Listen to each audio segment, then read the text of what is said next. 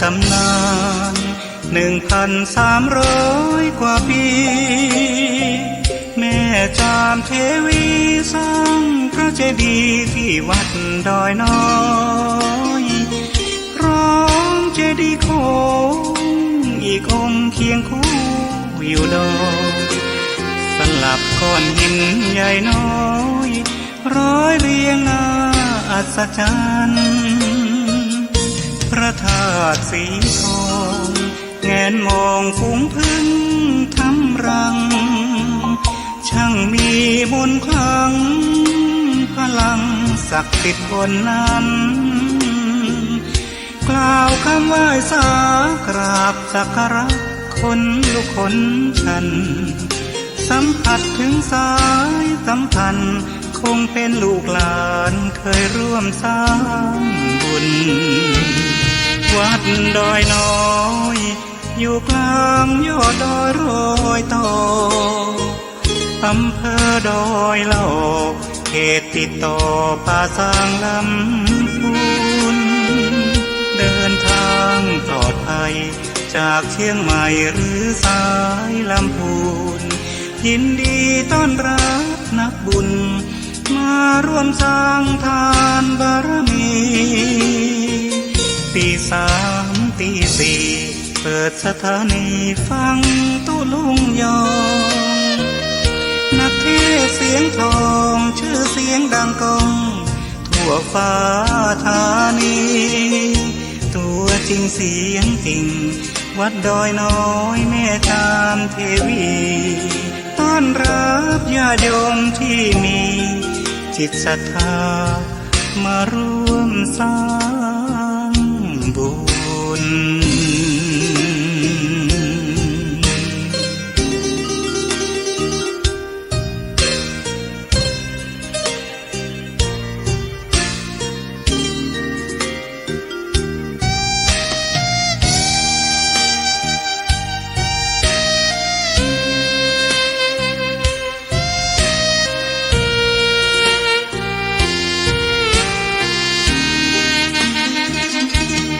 วัดดอยน้อ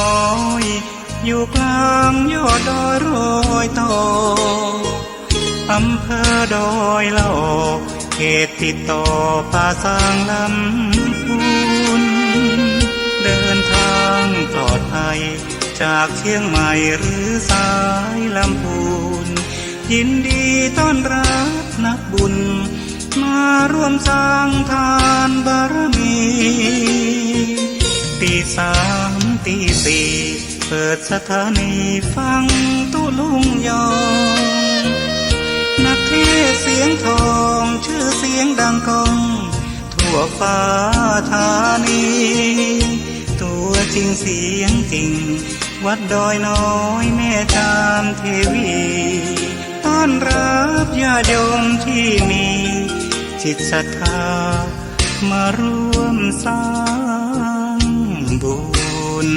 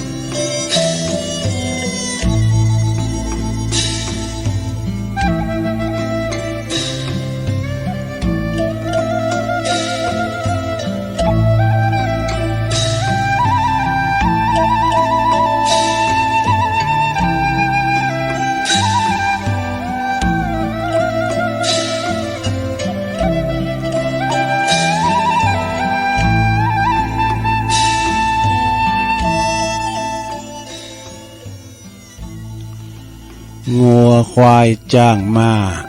ตายแล้วเหลือหนังดูเขาคุณยังเอาใจการใดจ๋าลวงสุดตับปุ้มปอดใส่คุณเฮาก็ยังกินลำอิ่มต้อง มนุษย์เฮาตายสหายปีน้องไผบ่ห่วงของอะไรสุดแต่ดูโพเอาควางเสียไก่โกจักปิ่นไผผีมาหลอกบาดผีมาหลอกบาด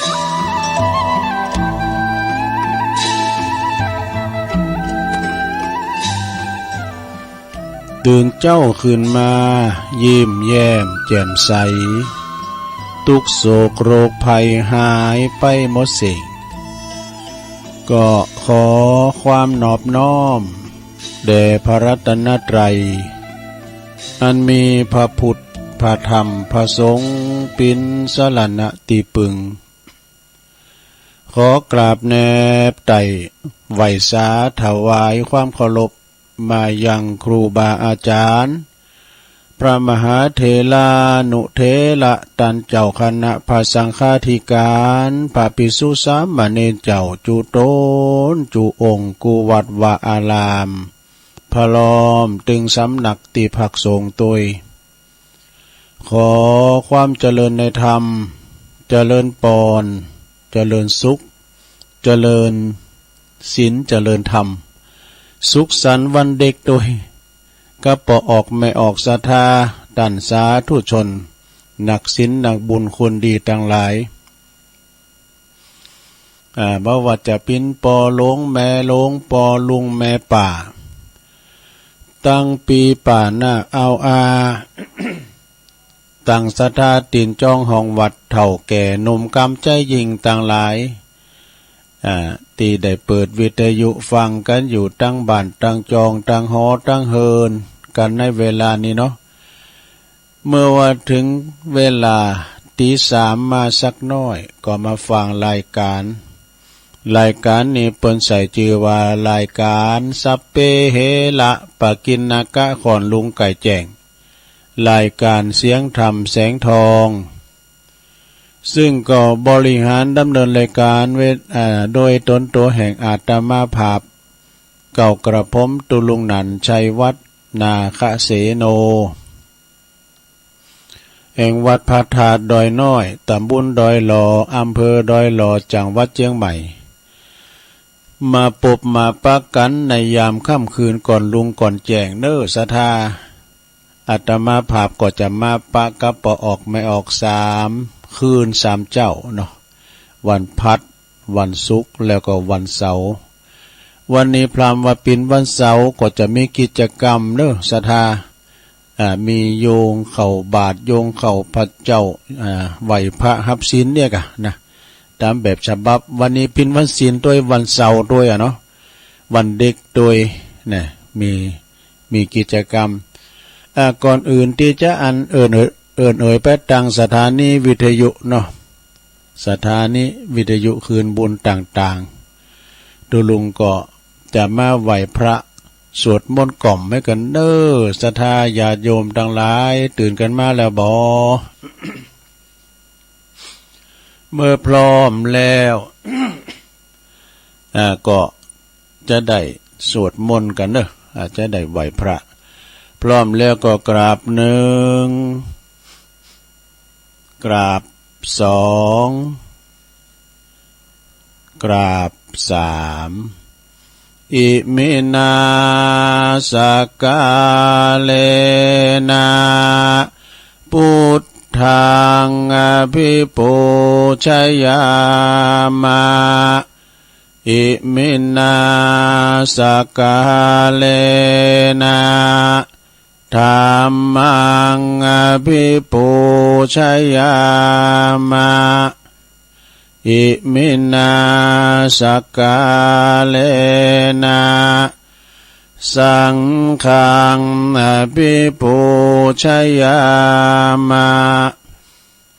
อะระหังสัมมาสัมพุทโธภคะวาพุทธังภคะวันตังอภิวาเทมิสวากขาโต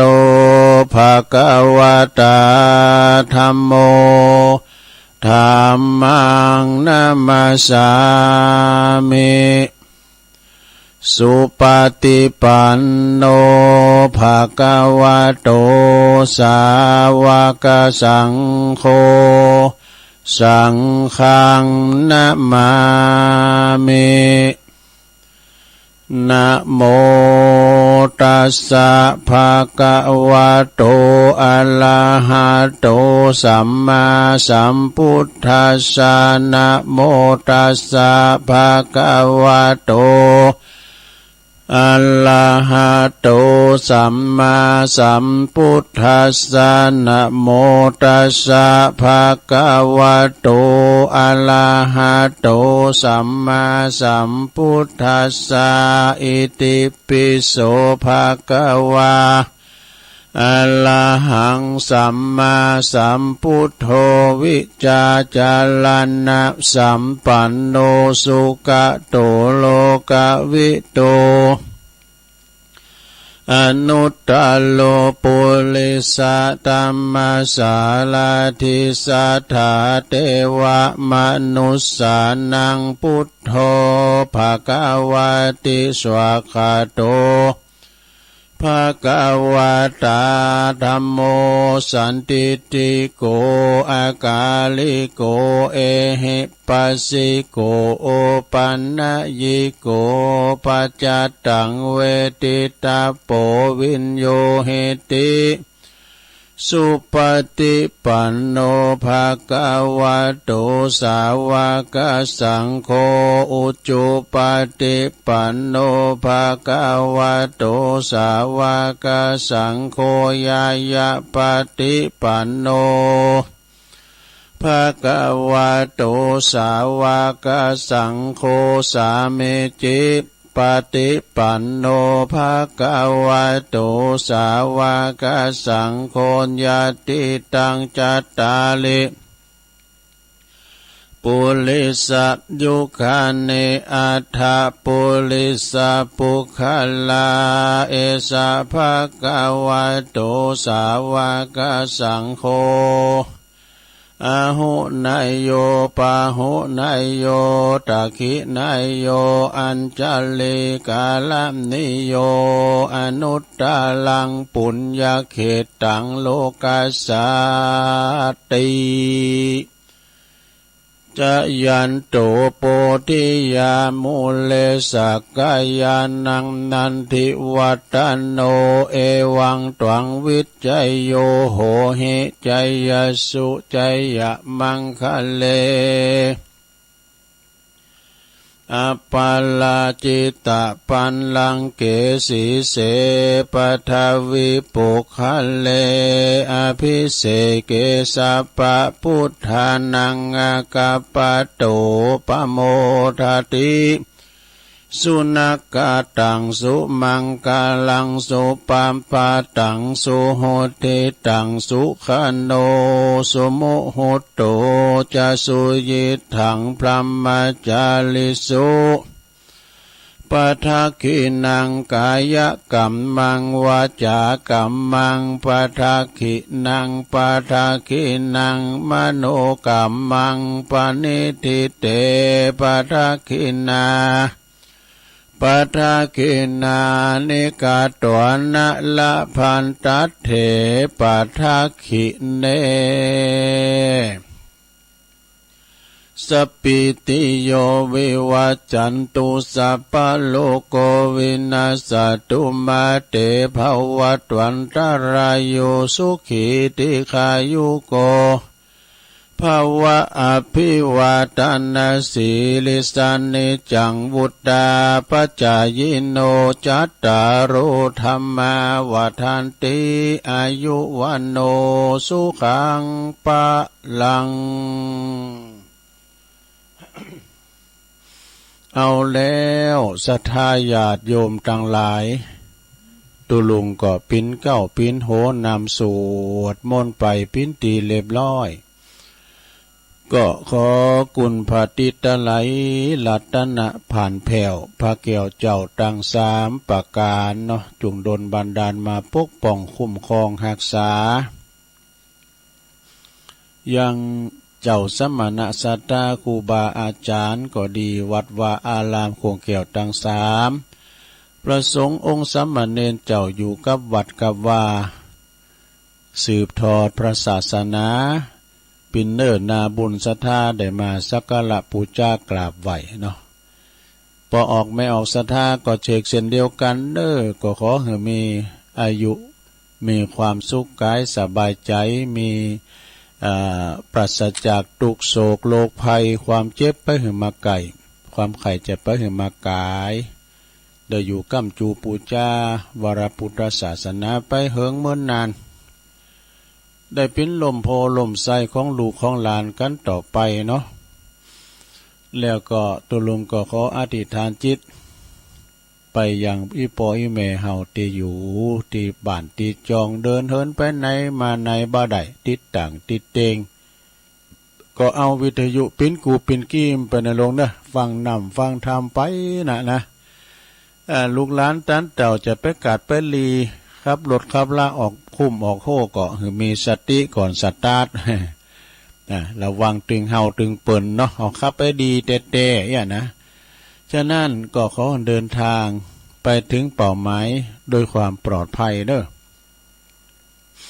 เอาละตอนนี้ไปตัวลุงก็จะได้เอ่ยไปตั้งสถานีวิทยุกันที่เปิ้นมีบุญต่อโสตประสาทหูเฮาลิงสัญญาณให้ฟังถึงจองถึงบ้านเนาะในเครือข่ายที่เปิดหับสัญญาณรายการธรรมะช่วงเวลาตี 3 ถึง 5 โมง2 ชั่วโมงด้วยกัน ขอบคุณสถานีวิทยุเพื่อคลื่นพระพุทธศาสนาการศึกษาและวัฒนธรรมนะวัดฝายหินตำบลสุเตป FM 104.50 เมกะเฮิรตซ์โดยเมตตาบารมีธรรมอาจารย์พระครูสมุวิสุวัฒน์วรกิจโจนะองค์ขลงในเมืองก็ฟังแต่เมื่อตุลุงทองมาแล้วเนาะฟังเพลงไปฟังเพลงบาเก่าโบราณอมตะนิรันดร์การขอบคุณสถานีวิทยุคณะสงฆ์อำเภอฝางตั้งอยู่ที่วัดพระบาทอุดมน้ำบ่อสาวาสำนักวิปัสสนา FM 100.25 เมกะเฮิรตซ์โดยเมตตาบารมีธรรมในพระเดชพระคุณหลวงปู่พระครูสุจิตานุรักษ์เจ้าคณะอำเภอฝางขอบคุณตุปีเจริญโชติธรรมโมท่านพระอาจารย์อมรเทพอุปสันโตอุเถินตุปีโจพี่น้องต่างฟังไม่อายชัยประการก็ฟังกันนะขอบคุณสถานีวิทยุแดนดินถิ่นล้านนาตั้งอยู่ที่บ้านโฮงโงตำบลนำบ่อหลงอำเภอสันป่าตอง FM 103.50 เมกะเฮิรตซ์โดยคุณรุจิสมบัติเงาคำนะขอบคุณสถานีวิทยุคลื่นธรรมะของชุมชนวัดห้วยตองซักตำบลคงเปาจอมตอง FM 98.75 เมกะเฮิรตซ์โดยเมตตาบารมีธรรมอาจารย์พระครูวาปีวรมานิตท่านพระอาจารย์ชาวลิตชัยวังโสพี่น้องโซนไต่ซ้ายไต่ก็ฟังกันแต่เพลงว่าละเนาะขอบคุณสถานีวิทยุมนต์เสียงธรรมอำเภอแม่แจ่มจังหวัดเชียงใหม่วัดบุพาราม FM 106.25 เมกะเฮิรตซ์โดยเมตตาบารมีธรรมหลวงพ่อท่านพระครูมงคลวิสิทธิ์นะหลวงพ่อเจ้าคณะอำเภอแม่แจ่มขอบคุณท่านอาจารย์พระปลัดอุทัยตึง2อุทัยโดยขอบคุณสถานีวิทยุเน็กเนวเรดิโอ FM 96.75 เมกะเฮิรตซ์ตั้งอยู่ที่บ้านโจงตำบลทุ่งกวาวห้างหุ้นส่วนจำกัดอนุสรณ์เรดิโออำเภอเมืองปานจังหวัดลำปางขอบคุณสถานีวิทยุชุมชนคนเหนือเขื่อนตั้งอยู่ที่บ้านดงดำอำเภอฮอดจังหวัดเชียงใหม่ FM 90.75 เมกะเฮิรตซ์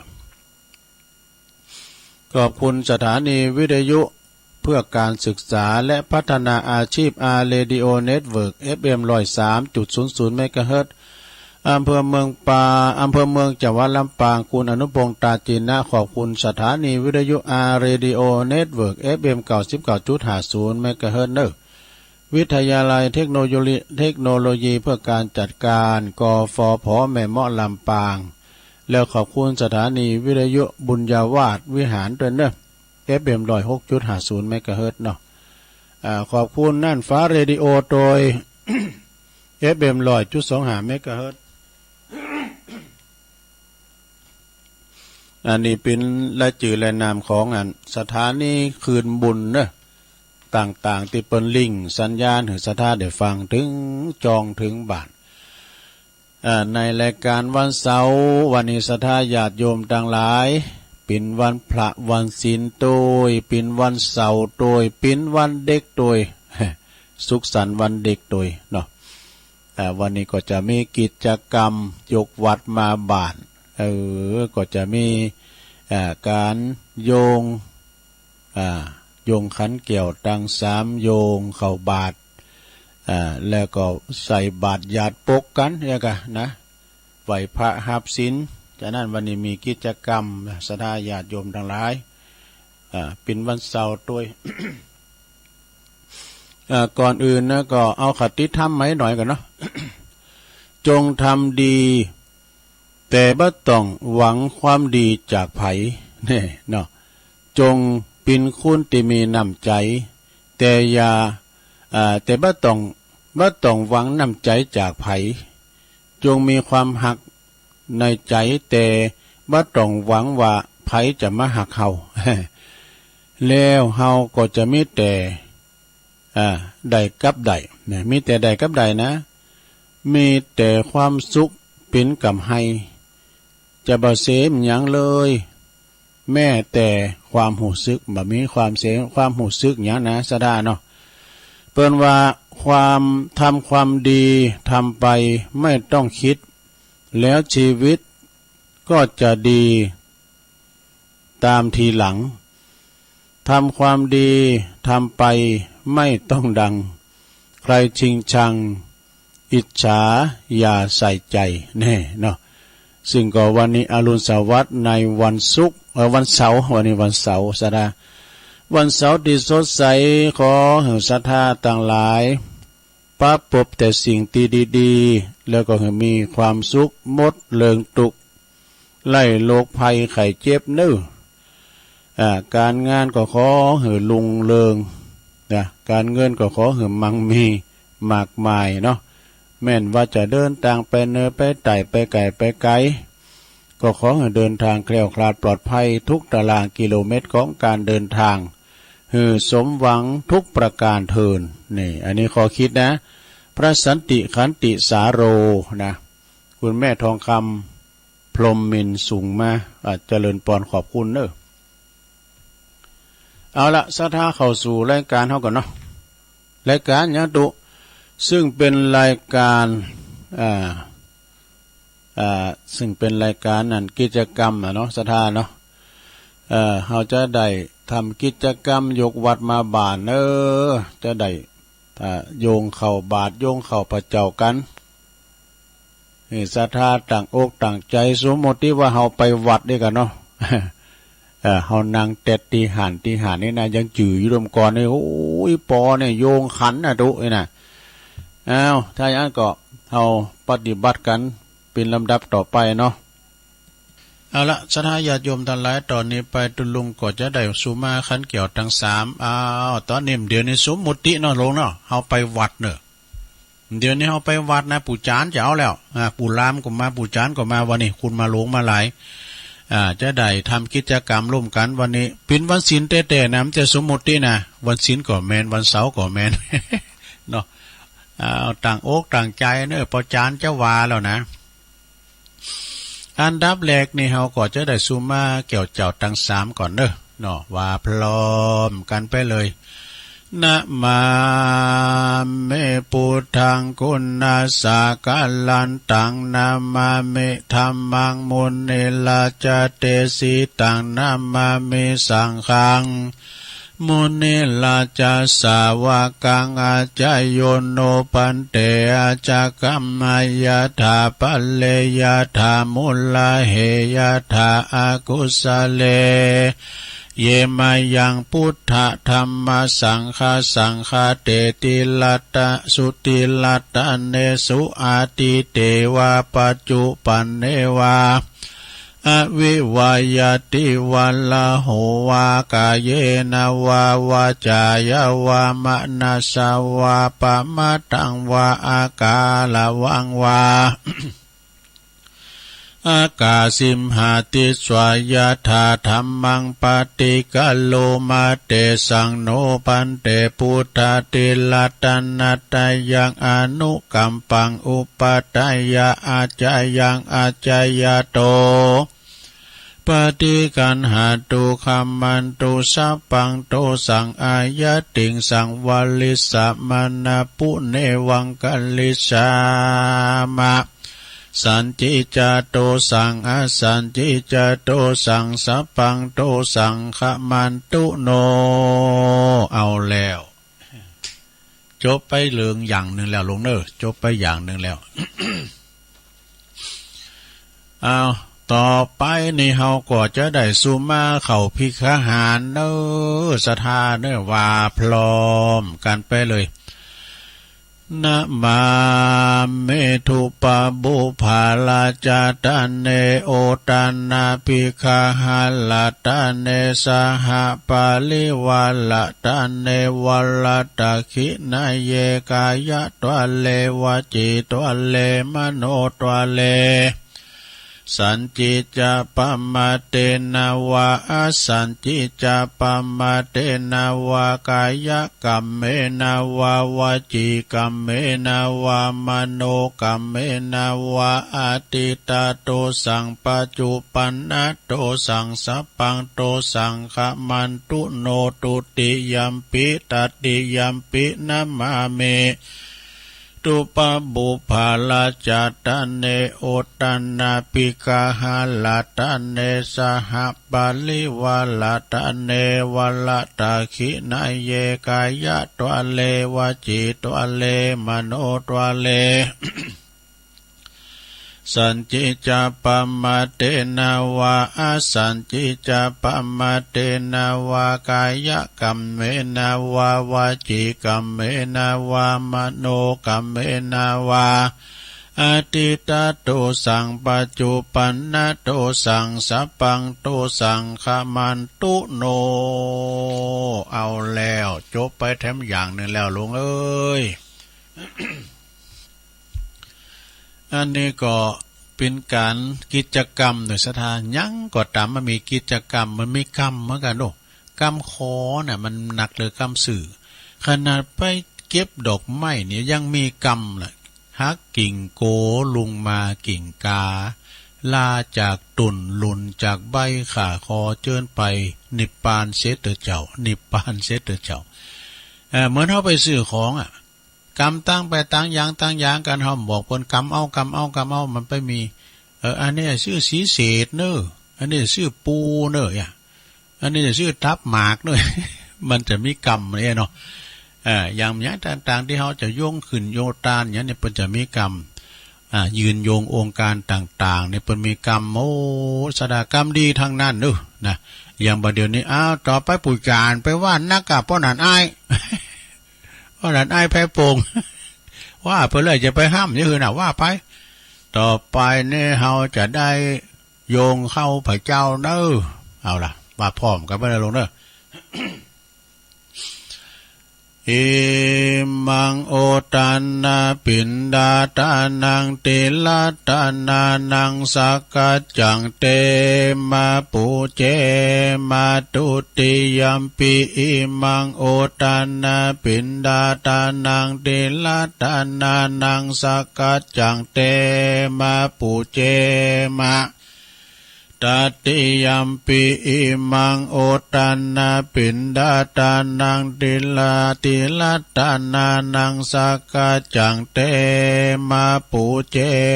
มาติกาลตังเหตายาสุขายายาวานิปานายาสังวตานตุโนจบไปแถมอย่างนั้นแล้วต่อไปนี่ก็โยงเข้าบาทนึงผู้ลามอื่นละการโยงเข้าบาทก็ไปพอพอจานหรอเปิ้นก็จะโยงเข้าบาทเพื่อจะไขฟ้าเข้ากล่องไขกระติกแค่หน่อยหนึ่งน่ะไอเอาออกจุงไปไขมื้นมันจะยิน เปิ้นโยงเจาะใส่เก่าใส่โหแล้วก็ว่าพร้อมกันไปเลย สาธุโอกาสะโอตานาปินดิปาตังตานังนิปปานาปัจจโยโหนตุโนนิจังโอตานาปินดิปาตังตานังนิปปานาปัจจโยโหนตุโนนิจังโอตันนาปินดิปาตังตานังเนปานาปัจจโยโหนตุโนนิจังเอาแล้วศรัทธาญาติโยมทั้งหลายการยืนโยงการโอกาสเข้ายังต่างๆก็จบแล้วลุงไปตอนนี้ไปก็ไปยายแถวนึเอากันนะนี่กะลังกะลงโคงคังเนี่ยเปิ้นลูกเนี่ยมาดึงดังบ่ล่ะว่าที่ไหนอ่ะเนาะสาลุงก้ามเนี่ยก้ามมันปัดกันกับลุงโคงคังก็เด้อปีมาจะไปลืมตีหนังเขาเนี่ยเป็นหนังปัดตีกันเด้อต่อไปนี่ก็ไปใส่บาตรไปตักบาตรกันเด้อ ปอจายเทวบุตรอยู่แถวหน้าแม่ยิงเทวดาอยู่แถวหลังยายกันไปซุปแคบก็ถอดเกือไปเด้อไปซุปหมูก็ถอดกูเปแล้วก็ปูลามเอาสวยดอกไม้ไปมินิมุนตุเจ้าเขาพูนบุญโฮงบุญน่ะเนี่ยก่อนนี้เปลี่ยนแบบมีอย่างอี้ดูสถามเจ้าจู่ก็มาถามใจนะเพื่อจะต้องเป็นนิมุนก่อนตุเจ้าแต่ลุงดอยลุงดอยสุมาเด้อจะลุงโฮมาเป็นไหวพระบุญโฮงให้ก่อนดูกาพระแล้วอาลาหังสัมมาให้ก่อนดูนะเมื่อว่าเปิ้นมาจุกันแล้วลุงขึ้นได้โฮมมาแล้วบอกเกมเนอขยโยมเข้ารุ่นบาทเนอภาชนะนะกะละมังทางเป้เข้าสอบซามูไรเข้าสาร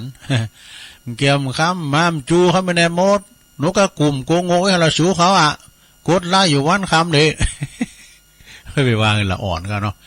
เอาว่าเกมมาสถาเฮาก็ก่อนใส่บาตรนี่นะยอโยงเข้าใส่บาตรล่ำเปิงให้หน่อยนึงเนาะเป็นคำไทยว่าข้าวของข้าพระเจ้า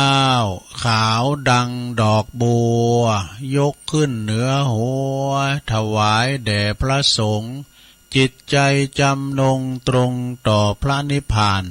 ขอให้ถึงเมืองแก้วขอให้แคล้วบ่วงมารขอให้ทันพระศาสนาของพระศรีอานในอนาคตการโน้นเทินสา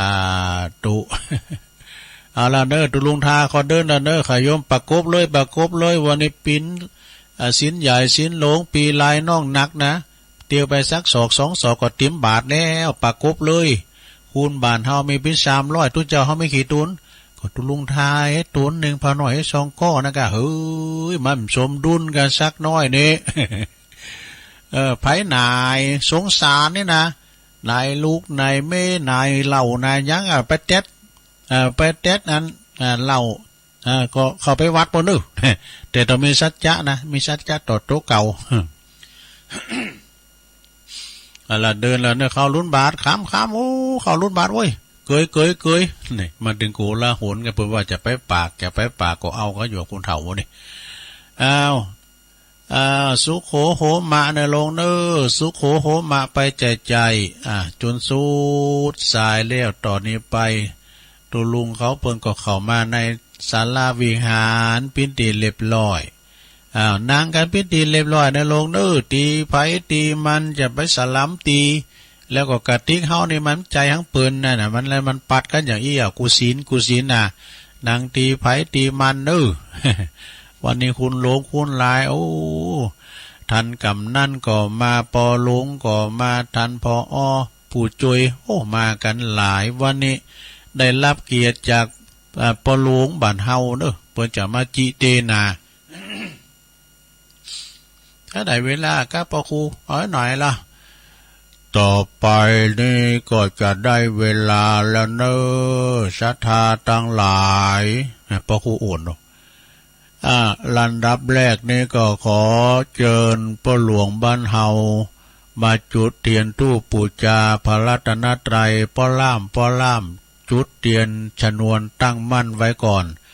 ศรัทธาเฮาทั้งหลายอยู่ในอากาศอันสงบระงับหาปากเนอ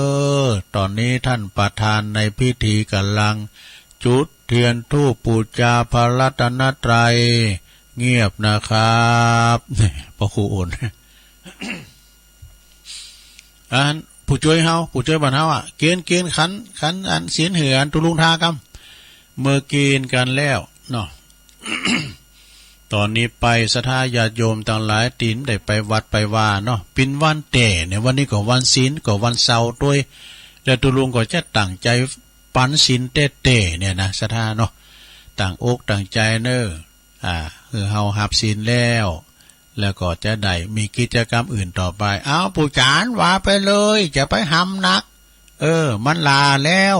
ต้องมันแตนบนขาเดี๋ยวเพื่อจะไปมัดหอมจะไปเก็บลำไยกันอยู่ เอาเลยเนาะเอาพร้อมกันเล่นเนอมายังพันเตมติสาลาเนนะสหปัญจศีลานิยาจามะ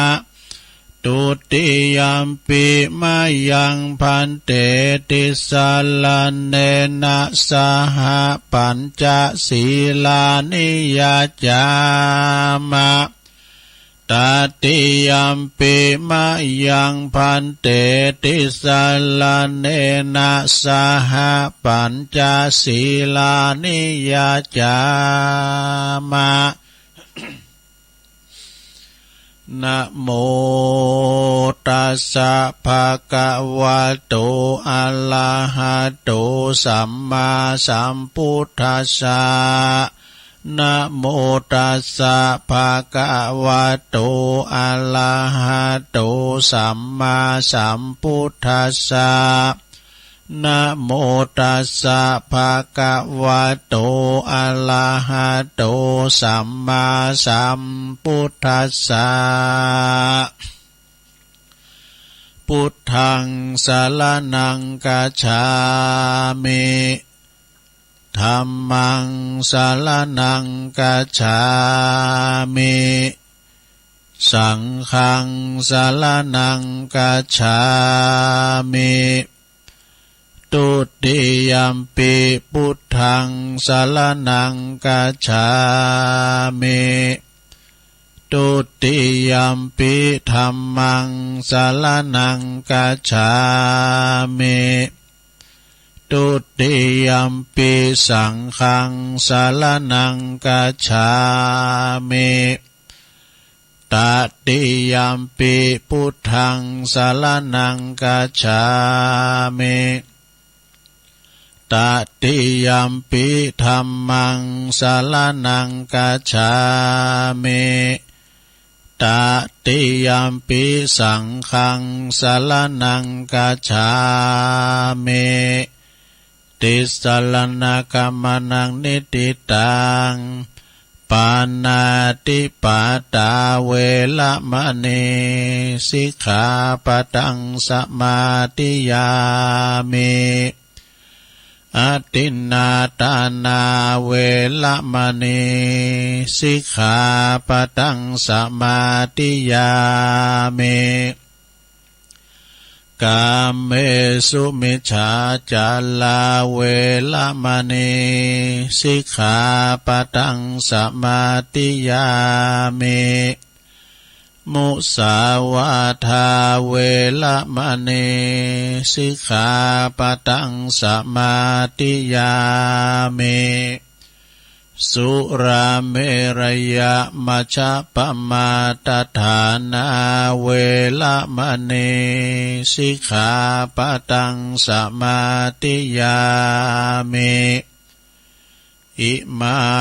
นิปัญจสิกขาปทานิสีเลนะสุขติงยันติสีเลนะโภคสัมปทาสีเลนะนิพุติงยันติตัสมาสีลังวิโสทะเยสาธุสาธุสาธุเอาหับศีลไปแล้ววันนี้จับพอจับแม่นซุปจับวันศีลวันเสาร์พอดีเก็บไว้ดีๆนะลงเนอไปเสียมันหายก็กันแล้วว่ามันหายก็เป็นอย่างเสาหน้าตุลุงก็มาปานแถมอย่าเนาะศรัทธาญาติโยมทั้งหลาย ปกปักรักษาศีลห้านี่เป็นอาภรณ์อันงามเด้อไว้ประดับหัวใจของเฮานะอยู่ดีมีสุขเด้อคุณเฮาจะอยู่กันอย่างมีความสุขต้องมีศีลห้าคุณเฮามีศีลห้าโทประเทศเปิ้นว่าขอกหลงเจงใหม่ละปูนเมียนะบุบขวางตำรวจทหารก็ไม่ต้องเมียถ้าถือมันกันหมดได้นะลุงนะเนาะเอาละต่อไปตุลุงจะได้สวดพญานกยุงทองกันเน้อหลงเน้อหลงวามเต้นก็ไม่ต้องว่านะตุลุงจะว่าก่อนพญานกยุงทองเนี่ยเปิ้นปิ้นอันพูดที่ว่าแค้วคลาดปลอดภัยหรอสระหมายความว่าเปิ้นจะไปออกว่าหากินลาเหยื่อยังต่างๆนี่นะเปิ้นก็จะอันเปิ้นก็จะอันตัวสวดอันเนี้ยนะสวดเรียกว่าสวดอันพญานกยุงทองนะอุตเตอาเปเนี่ยนะสนะเนอะตัวลุงจะสวดกันเนอะอุตเตตยัญจักขุมาเอกาลาชาหาลิสวันโนปัทวิปาปาโสตังตังนามาสามิหาลิสวันนังปัทวิปาปาสังตยัสสะกุตตาวิหาเลมุทิวาสังเยพลัมมานาเวตกุสัพพะธัมเมเตเมนะโมเตจามังปะลายันตุนามาตุพุทธานังนามาตุโพธิญาณโมวิมุตตานังนาโมวิมุตติยาอิมังโสปาลิตังกัตตวโมโลจลติเอสนาอเปตยัญจักขุมาเอกาลาชาหาลิสวันโนปัทวิปาปาโสตังตังนามาสามิหาลิสวันนังปัทวิปาปาสังตยัสสะกุตตาวิหาเลมุลติงเยพลัมมานาเวตกุสัพพะธัมเมเตเมนะโมเตจามังปะลายันตุนามาตุพุทธานังนามาตุโพธิญาณโมวิมุตตานังนาโมวิมุตติยาอิมังโสปาลิตังกัตตวโมโลวาสมกาปยิติโมลปาลิตังเอาแล้วอันนี้สวดพญานกยุงทองเนื้อเขี้ยวคาดปลอดภัยห่างไกลจากบ่วงปู่พาม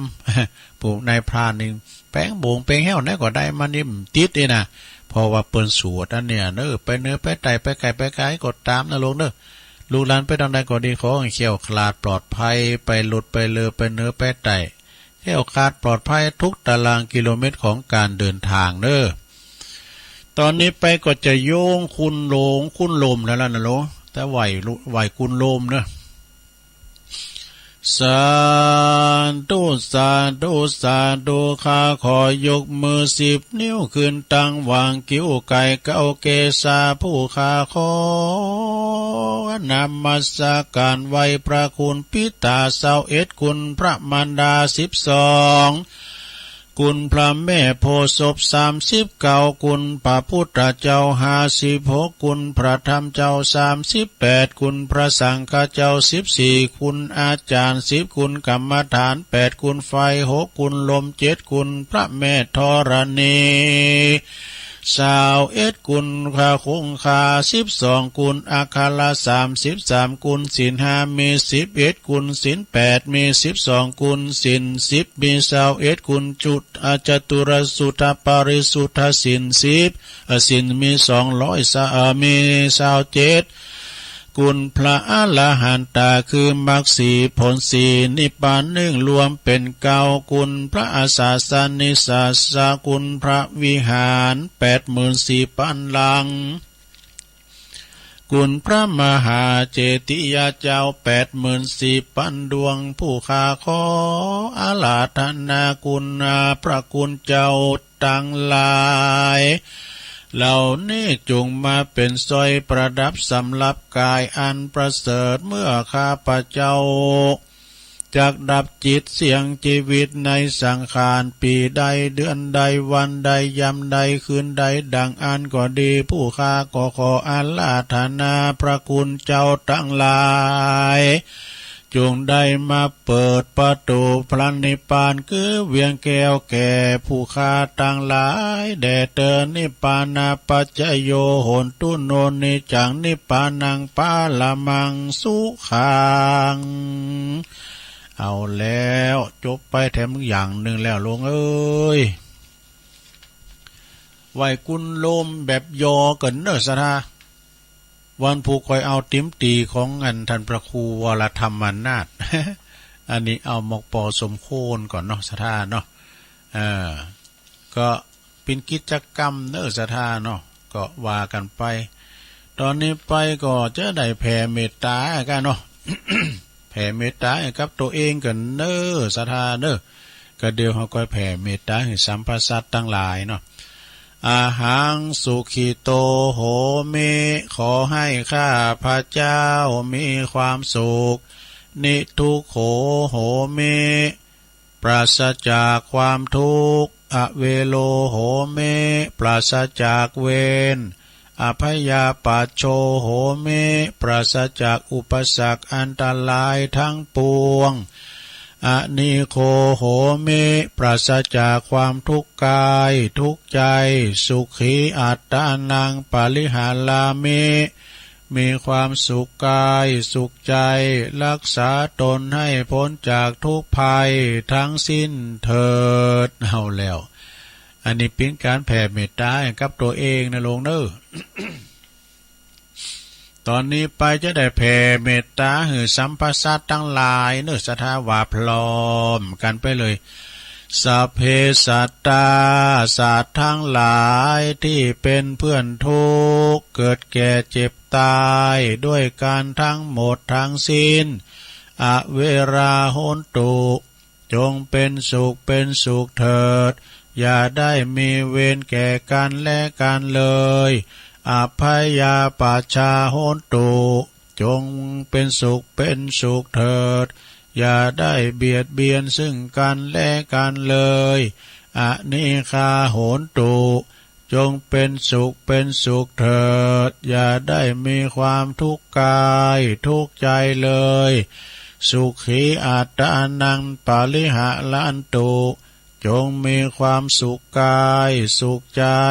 รักษาตนให้พ้นจากทุกภัยทั้งสิ้นเถิดสาธุอ้าวจบไปลงเอ้ยอันนี้การแผ่เมตตาเนอะเมื่อว่าเขาแผ่เมตตาแล้วตอนนี้ไปจะเย็นอย่างแถมตุเอาก็จะวันตาก้าเนาะก็จะมีการที่ว่าวันตาหน่อยวันตาลงเนี่ยตามแบบฉบับเนาะเจียงใหม่ละปูนมันก็ว่าเหมือนกันพีนก็ไปหน่อยมีวะก็มีมิวะก็มีนะเอาแผ่เมตตาแล้วก็อีตังกันแบบพื้นเมืองนะอีตังทานากัมมังเนปานาปัจจโยโหนตุโนเนจังอีตังศีลากัมมังเนปานาปัจจโยโหนตุโนเนจังอิตังภาวนากัมมังเนปานาปัจจโยโหตุโนเนจังยังกินจิกุสลังกาตาปังกัมมังสเปเหกาเตเหกาตังปุญญังโนอนุโมตันตุสุนันตุผลโตเยเตวะอาสัมมิงฐานเนอาติกาตาติกายุกาสัตตาโหนตุสัพพสัตตาสุขีอัตตานังปาลิหัลลันตุมาตาปิตาสุขิตาโหนตุทุกขปามุนจันตุสัพเพยาติกาโหนตุทุกขปาสุอาโหนตุทุกขปามุนจันตุสัพเพอายาตกะอายาติกาสุขิตาโหนตุทุกขปามุนจันตุ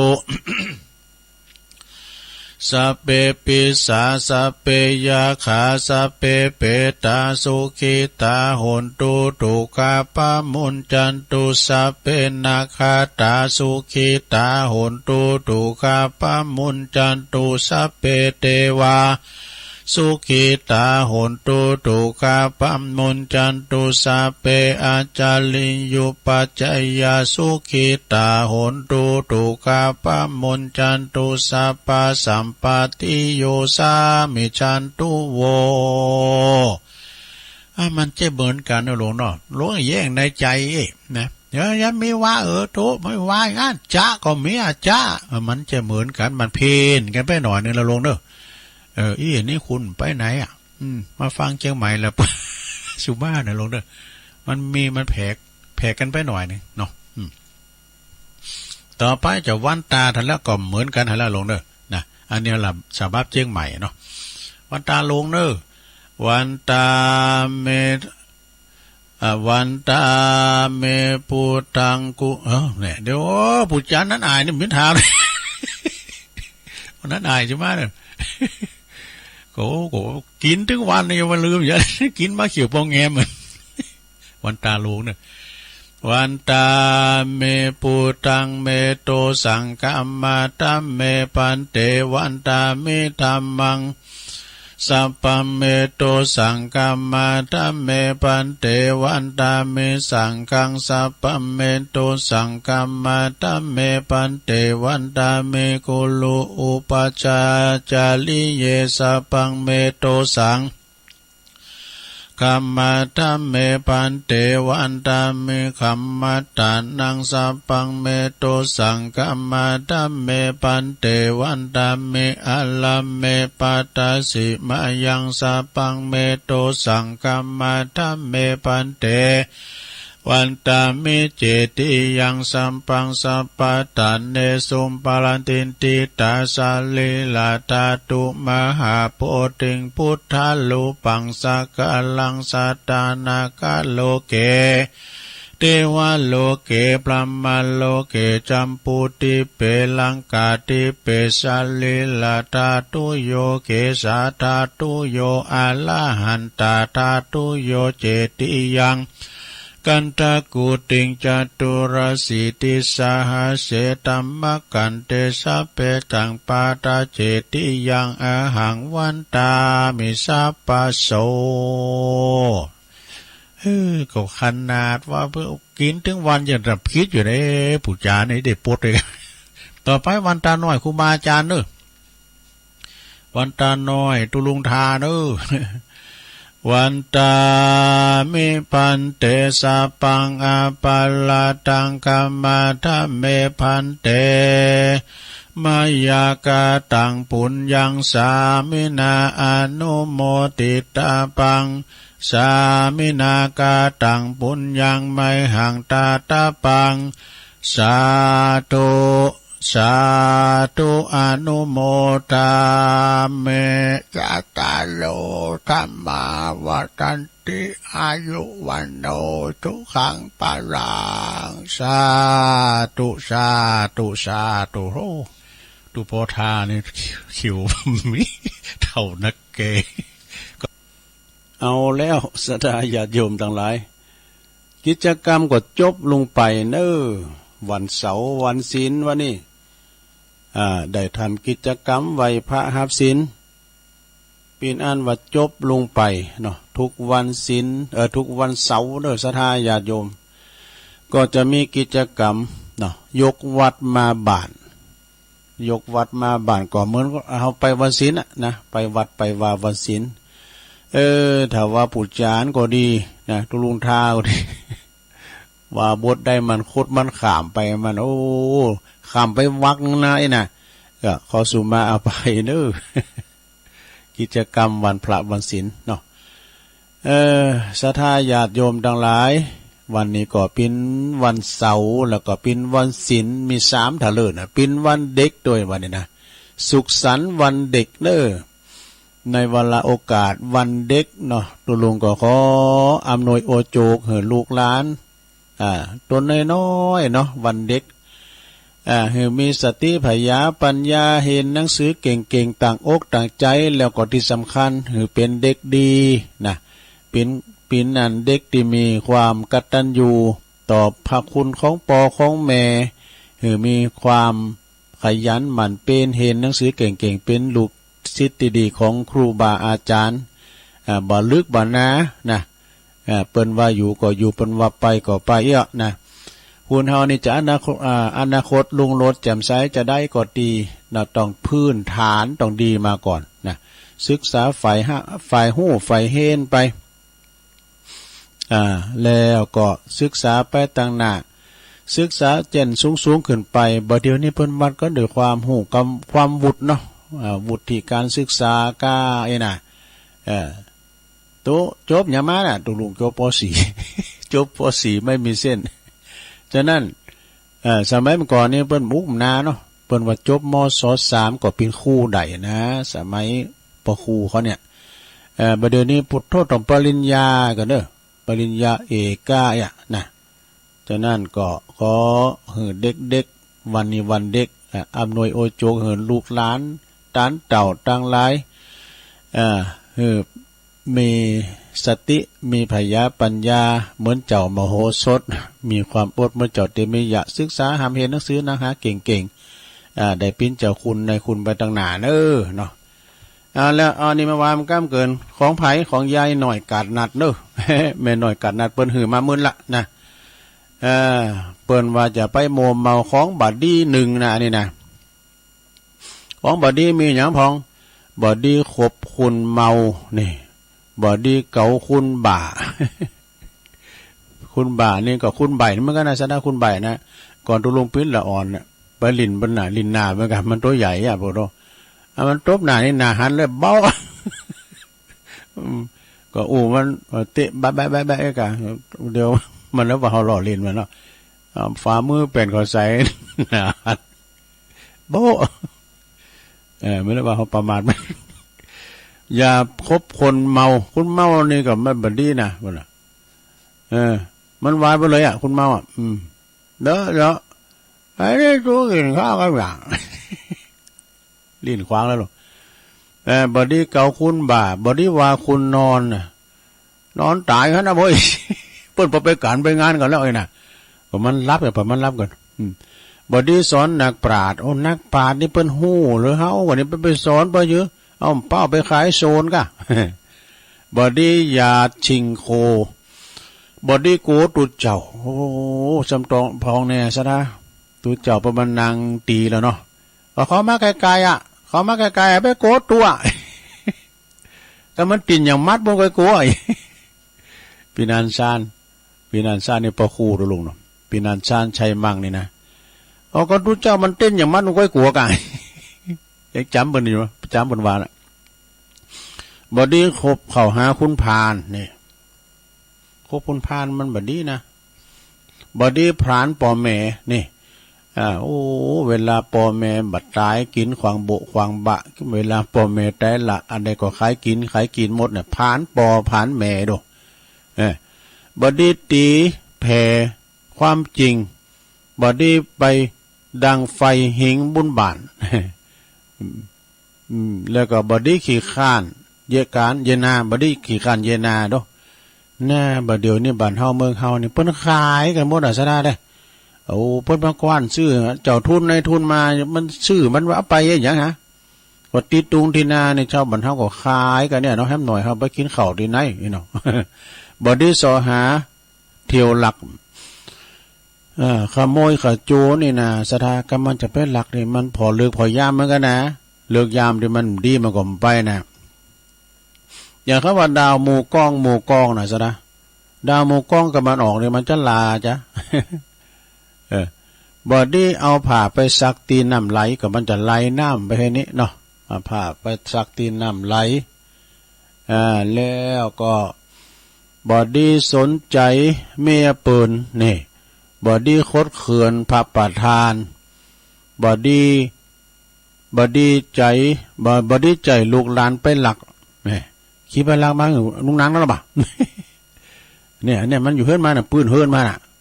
พิมพ์ไปหลักมาลุงนางหรอนี่ใจลูกหลานไปหลักบอดี้จักของนักบุญดอยบอดี้นอนคอยโจกหลับงดหนาเนี่ยยังไงบอดี้นอนบอดี้ บดีถ่าโจกหลับเนาะเอาให้ดีก่อนเนี่ยเขาไม่น้อยเนาะแม่น้อยกาดนัดโอ้มีทำอยู่นะทั้งแม่น้อยก็มีจัดหลายปนฝากมาเป็นหลิมนะหลิมที่กำลูนในวันเกิดว่ายังได้มาวาเสียงได้รู้ เดี๋ยวเอามาอีกก่อนทั้งแม่น้อยมันพูกไว้ของปอครูมันก็มันเกินปอครูเก่าอันนี้ปอครูอาจารย์ศรีนวลแก้วสุขโอ้ปนอู่เริงบุญเลยนะปนอู่เริงบุญวิธีทำบุญนะเปิดว่าการทำบุญเนี่ยมันจะต้องใจเงินใจทองนะเปิดว่านะบัดเป็นจำเป็นต้องใจเงินใจทอง วิธีฝึกจิตชำระใจด้วยวิธีนะ14วิธีกันเนอะคืออย่างของข้อหนึ่งเฮาบ่ต้องใจเงินใจทองแต่ก็ได้บุญอยู่นะอีกวิธีหนึ่งก็คือการทำจิตรักษาใจให้พ้นจากให้เป็นกุศลเนอะมีความสงบบ่ฟุ้งซ่านบ่ขุนเคืองบ่พยาธิป้องไล่ภัยบ่ขึงเขตโดยการนั่งสมาธิอันนี้ก็ได้บุญเนอะสถานเนาะนั่งภาวนานี่นะเอาไปเบียดเบียนภัยแล้วข้อที่สองทำสมาธิเนอะการทำสมาธิก็คือการจดจ่อจิตอยู่กับลมหายใจอย่างอาจารย์วรรณชัยประมาณนะคือพอลมหายใจเนอะคือพอลมหายใจเข้าออกจะไปหายใจขว้างบ่ได้นะคือพอลมหายใจเข้าออกอย่างสม่ำเสมอทำข้างละ15 นาทีก้าหรือว่าตอนเจ้าตอนเย็นนานเขานั้นเขาก็จะหันผลเด้อนี่ต่อไปข้อที่3คติธรรมของปอครูอาจารย์ศรีนวลแก้วสุขบ้านน้ำดิบน้อยใจเวลาชำระกายนานเท่าใดนะใจเวลาชำระกายนานเท่าไรก็หือทำการชำระใจนานเท่าอันนี่ชีวิตจึงจะสมดุลแล้วก็โปร่งเบามันแผ่เมตตาเนอะแล้วก็หืออภัยแก่ผู้อื่นผู้อื่นน่าจะมาเราน่าจะควันหืออภัยมันเห็นนะก็ได้บุญมากกว่าทำทานแน่นะข้อที่4ยิ้มแย้มแจ่มใสได้ยิ้มถึงวันเพราะว่ายิ้มทั้งเข้าทั้งเช้าและเย็นเนี่ยแต่ไม่ยิ้มวันค่ำนะลงเนอะมันยิ่งเฮ้อโตเขียวจะแห้งกะ ยิ้มทั้งเช้าและเย็นมีแม่แต่เรื่องกระทบกระเทือนใจก็ยังยิ้มแป้นอยู่เนี่ยยังยิ้มแป้นอยู่เช่นเช่นนี้ไผก็ทำได้ทำแล้วสบายใจก็ได้บุญเนี่ยศรัทธาญาติโยมทั้งหลายได้บุญนะข้อที่5นะทำใจหือสว่างสวัยเหมือนกับไฟฟ้า เนาะสว่างสวัยเป็นใจที่เปี่ยมโดยบุญนะลงเนอะเพราะมีปัญญามีความรู้มีความเข้าใจในชีวิตมาขึ้นคือบุญนี่ปุญญะนะบุญนะซะนะต่อไปเป็นข้อที่6นะมันมีอยู่14ข้อกันนะลงนะเข้าเปิ้นว่าเข้าวัดสาก็ดีหรือว่าเฮาเข้าไปวัดฟังธรรมหนักๆถ้าบ่มีโอกาสก็เสาหามาหรอเทปธรรมะกานี่หรือว่าฟังวิทยุอยู่ที่บ้านนะหรือว่าจะหาหนังสือธรรมะมาอ่านย่ำวางใจก็จะผ่องใสนี่เปิ้นว่าจะผ่องใสนับว่าได้บุญอย่างหนึ่งแน่ซะถ้าได้บุญอยู่นะข้อที่7จักจวนเปิ้นตั้งชมรมธรรมะขึ้นเนี่ยแล้วก็หาโอกาสสนทนาธรรมแลกเปลี่ยนความคิดเห็นกันแลกเปลี่ยนความรู้ประสบการณ์ตั้งพุทธาวิสัชนานะความรู้แตกฉานขึ้นก็นับว่าได้บุญอย่างหนึ่งนะนี่ได้บุญอยู่นะสนะต่อไปข้อที่8นะข้อที่8พระครูศรีโนนท์เปิ้นเป็นนักปราชญ์นะโยมเนอะในคณะที่เปิ้นดำรงตำแหน่งมีหลายตำแหน่งมีซุปหมกหลายใบข้อที่8นี่ถ้าติดอินเทอร์เน็ตนี่หนักวันหนึ่งอดเพราะว่าอดใจสาระเวลาสัก15 นาที เปิดดูเว็บไซต์เว็บไซต์กันเนาะเปิดดูเว็บไซต์ธรรมะเนี่ยมันจะมี YouTube YouTube เลยล่ะ YouTube ซึ่งมีธรรมะหือเลิกมากมายเนี่ยจะฟังธรรมเมืองจะฟังธรรมไทยเนี่ยจะฟังซอมันมีหันหมดหรออาจจะได้เกร็ดความรู้แล้วก็ขอคิดดีๆจากเว็บไซต์นั้นก็นับว่าได้บุญอีกหนึ่งนั่นแหละเนี่ยข้อที่7เนี่ยก่อนนี้เอาข้อที่8นะต่อไปเป็นข้อที่9เนี่ยในวันเข้าพรรษาก็ดีหาเวลาฝึกสมาธิภาวนาที่วัดไก่บ้านเฮาในวัดในหมู่บ้านเฮาเนี่ยมีความรู้หันธรรมะด้วยตนเองก็จะดีที่สุดอันนี้ก็เรียกว่าบุญอีกนี่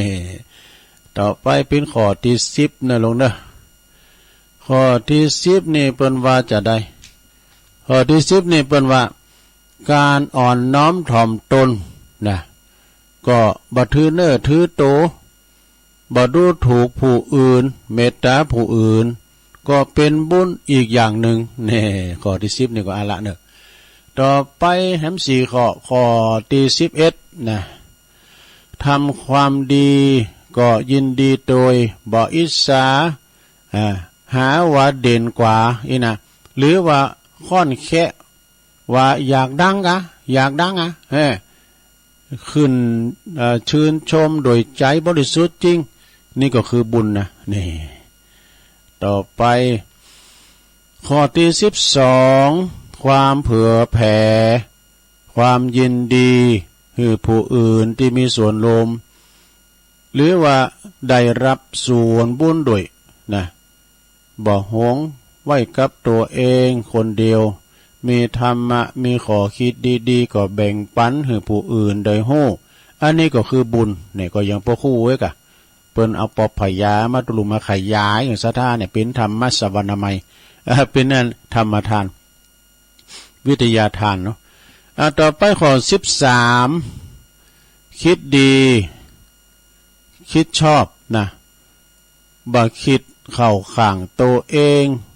คำหนึ่งถึงส่วนรวมหรือความดีงามเป็นหลักเตือนตัวเองเสมอว่าถูกใจบ่สำคัญนะถูกใจบ่สำคัญเท่ากับความถูกต้องอันนี้ก็คือบุญที่น่าสรรเสริญอย่างยิ่งนี่ต่อไปข้อสุดท้ายลงในข้อที่14นะก่อนนอนลองสำรวจตัวเองว่าวันนี้ที่ผ่านมาเนี่ยเฮาทำบุญพองสร้างความดีอย่างพองระลึกนึกถึงบุญเหล่านั้นนะโดยความชื่นชมยินดีแล้วก็น้อมใจอุทิศบุญให้กับญาติมิตรนะพ่อแม่พี่น้องหรือว่าผู้อื่นโทรไปโดยบทขอความว่าอิทังเมยาตินางโหนตุสุขีโหนตุยาตโยขอบุญอันนี้จุงสำเร็จแก่ญาติทั้งหลายของข้าพเจ้าขอให้ญาติทั้งหลายของข้าพเจ้าทั้งมวลจงเป็นสุขเถิดจบศรัทธาอันนี้ขอคิดวิธีการฝึกจิตชำระใจด้วยวิธี14วิธีนะอันนี้ก็ของปอครูสีโนนนะยังบัดจบเอาบุญกิริยาวัตถุ10ทำกรรมนี่การทำบุญก็มี10วิธีในพระพุทธศาสนานะหลวงบุญในพระพุทธศาสนานี่ทำได้มากมายหลายวิธีสรุปได้มีอยู่10วิธีคือ1การบริจาคเงินหรือว่าสิ่งทรัพย์ของอย่างต่างๆเรียกว่าทานน้ำใหม่นี่2การลดละความประพฤติที่บ่ดีเรียกว่าศีลใหม่นี่3การฝึกจิตให้ใจสงบจนเกิดปัญญาเรียกว่าภาวนาใหม่นี่ข้อที่4การเสียสละแรงกายช่วยเหลือผู้อื่นหรือว่าส่วนร่วมเรียกว่าไวยาวัจจะใหม่ขวนขวายเนาะข้อที่5ความสุภาพอ่อนน้อมถ่อมตนนี่เรียกว่าอัปปัจจยนะใหม่นี่ข้อที่6ความยินดีในการทำความดีของผู้อื่นเรียกว่าปัตตานุโมทนาใหม่นี่สาธุนะอนุโมทนาเนอะได้บุญอยู่ ต่อไปข้อที่เจ็ดการเผยแผ่ความดีให้ผู้อื่นได้มีส่วนรวมหรือว่าได้รับส่วนบุญเรียกว่า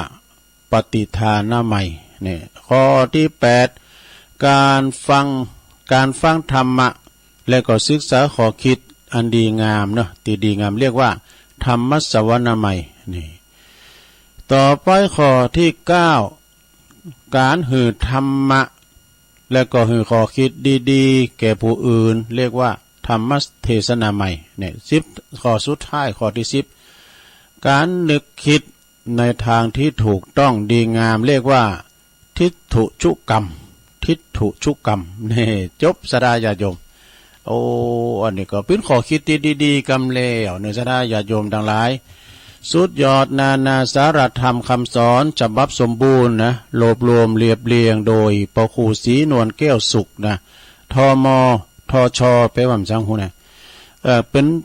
ครูดีเด่นโอ้วันที่16ก็วันครูทำแล้วเนอะ16 มกราวันนี้เป็นวันเด็กแห่งชาติวันที่16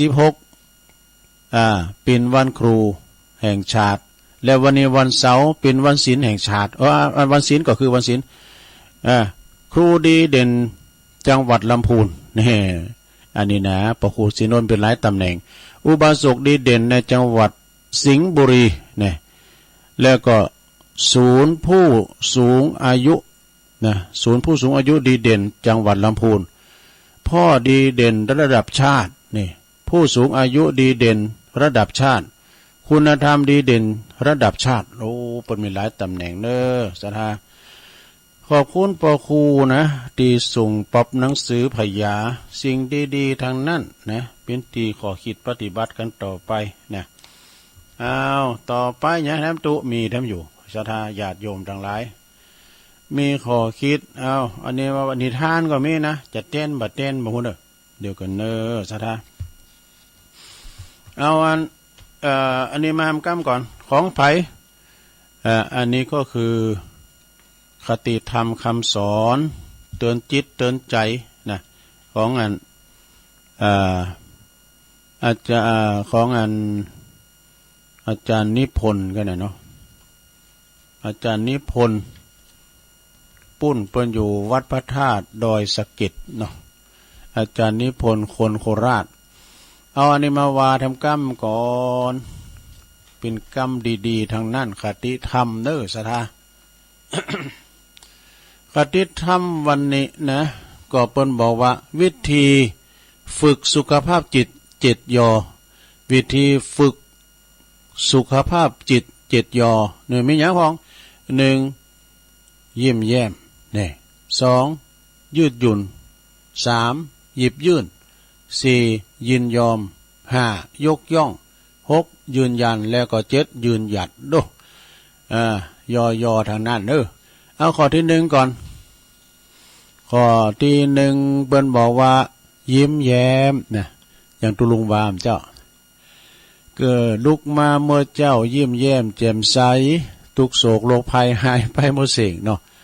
ข้อที่1ยิ้มแย้มแปลว่าทำจิตใจให้สบายใบหน้ายิ้มแย้มอยู่เสมอเนี่ยไปแป้งหน้าโจให้ในลงเด้ออันนั้นแป้งหน้าโจนี่มันความดันขึ้นนะพออย่างโง่โศกเดี๋ยวก็ฟื้นยิ้มนะตุลุงเดี๋ยวก็ฟื้นยิ้มสูงร้อยยิ้มไปเด้อนะ2ยืดหยุ่นนี่มีความหันอกหันใจผ่อนสั่นผ่อนยาวหือกันนะอันนี้ข้อที่2ต่อไปข้อที่3ยิบยืนนี่ก็คือยิบยืนก็แบ่งปันบัตตนีทีเหนียวเฟ้อเผอแผ่ไปหรออันใดมีเขาก็หือไปนะอย่างวันเด็กวันเนี่ยแลกสมัยแต่ก่อนในสมัยตุลุงเขาเป็นน้อยก็คือละอ่อนนะเปิ้นวันเด็กเดี๋ยวมันจะมียังซะนะ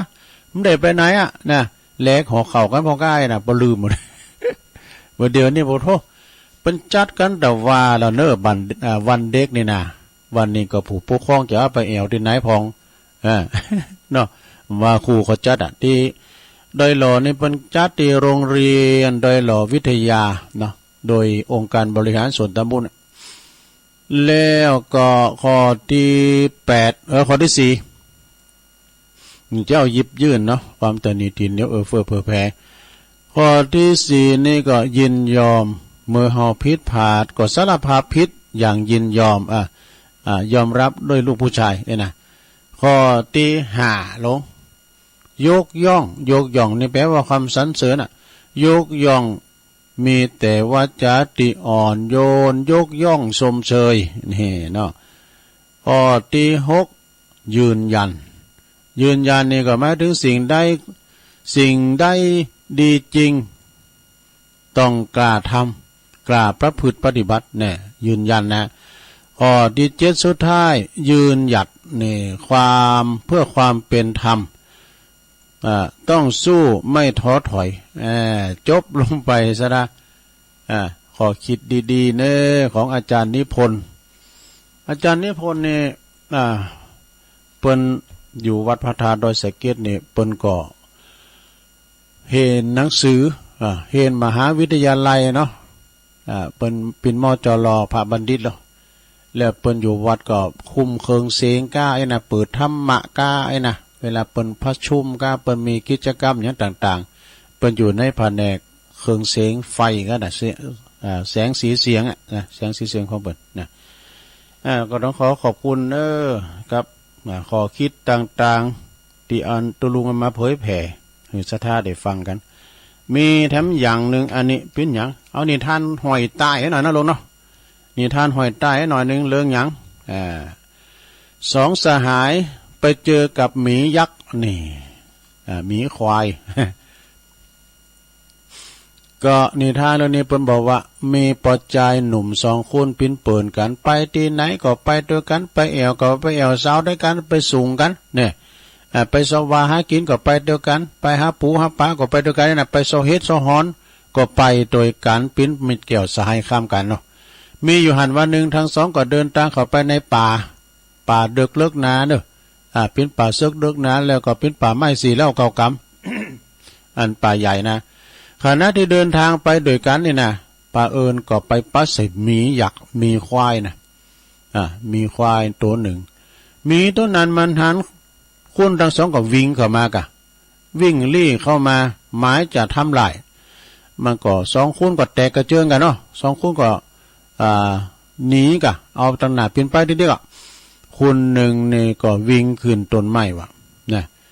วิ่งขึ้นต้นไม้แอบซ่อนอยู่บนต้นไม้บนส่วนพอใจแต่คนหนึ่งเพื่อนมันก็เอาไหนมันได้ไหนมันก็มันมีก็โจรตัวแล้วเนาะหันมาโจรตัวแล้วก็มันก็เลยบัดด้านขึ้นก็ไม่เนี่ยสักอย่างมันก็เลยนอนลงนะนอนลงกับปืนปกติในสัตว์ห้ายเนี่ยนะอย่างมีเนี่ยก็เวลา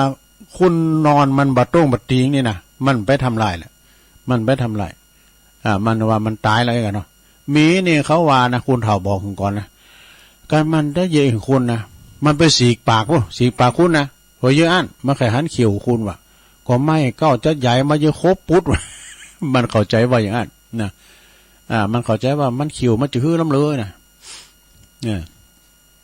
มันยังมาเก้าไม่เก้าจะใหญ่นี่มันยังครบปุ๊ดมันยังกุนไหนนะเนี่ยในขณะที่พอใจเปินมันเนี่ยขึ้นอยู่บุ้นก็ไม่ปลอดภัยแล้วนะแต่มีมันขึ้นก็ไม่ได้นะส่วนสหายของมันนอนหลับกับเปื้อนแต่งตายด้วยนะมีจึงเดินเข้ามาข้างๆใจหนุ่มที่ทำนอนปิ้นตายนะแล้วก็มันก็เอาหูดังไปสู่ดมจอขอที่ข้างหูของบ่ใจคนนั้นนะเนาะหลายครั้งนะตายมันตายได้เนาะในที่สุดมันก็แงนแน่มันก็เงยโหขึ้นแล้วก็สลัดลุกลิกโหไปแล้วก็เดินจากไปวะเนี่ยทางนี้ก็เป็นเพราะธรรมชาติที่มีนะมันบัดแต่ต้องเนื้อที่สิ่งที่มันตายไปแล้วมันแต่งตายเนาะใจตนที่วิ่งหนีขึ้นต้นไม้หันเช่นนั้นก็ลงจากต้นไม้มาแล้วก็ถามสหายมันว่าถามว่าเจ้าเนี่ยเมื่อตะกี้เนี่ยนะมีมันบัดทำลายทันมันซุบซิบยังอยู่ข้างหูของทันหมายความว่าอย่างไรลองบอกหน่อยสิเพื่อนนะใจคนที่นอนแก่งตายนั้นมันก็บอกว่ามีต้นนั้นมันก็สิบบอกว่า จงอย่าไปคบคนที่เอาแต่ตัวหลอดในขณะที่เปือนยังอยู่ในภาวะอันตราย อันนี้มันว่าคนเดียวนะแต่คนจริงมีมจะว่านิทานเรื่องนี้ก็จบลงไปโยมนะนิทานเรื่องนี้เปิ้นสอนหัวว่ามิตร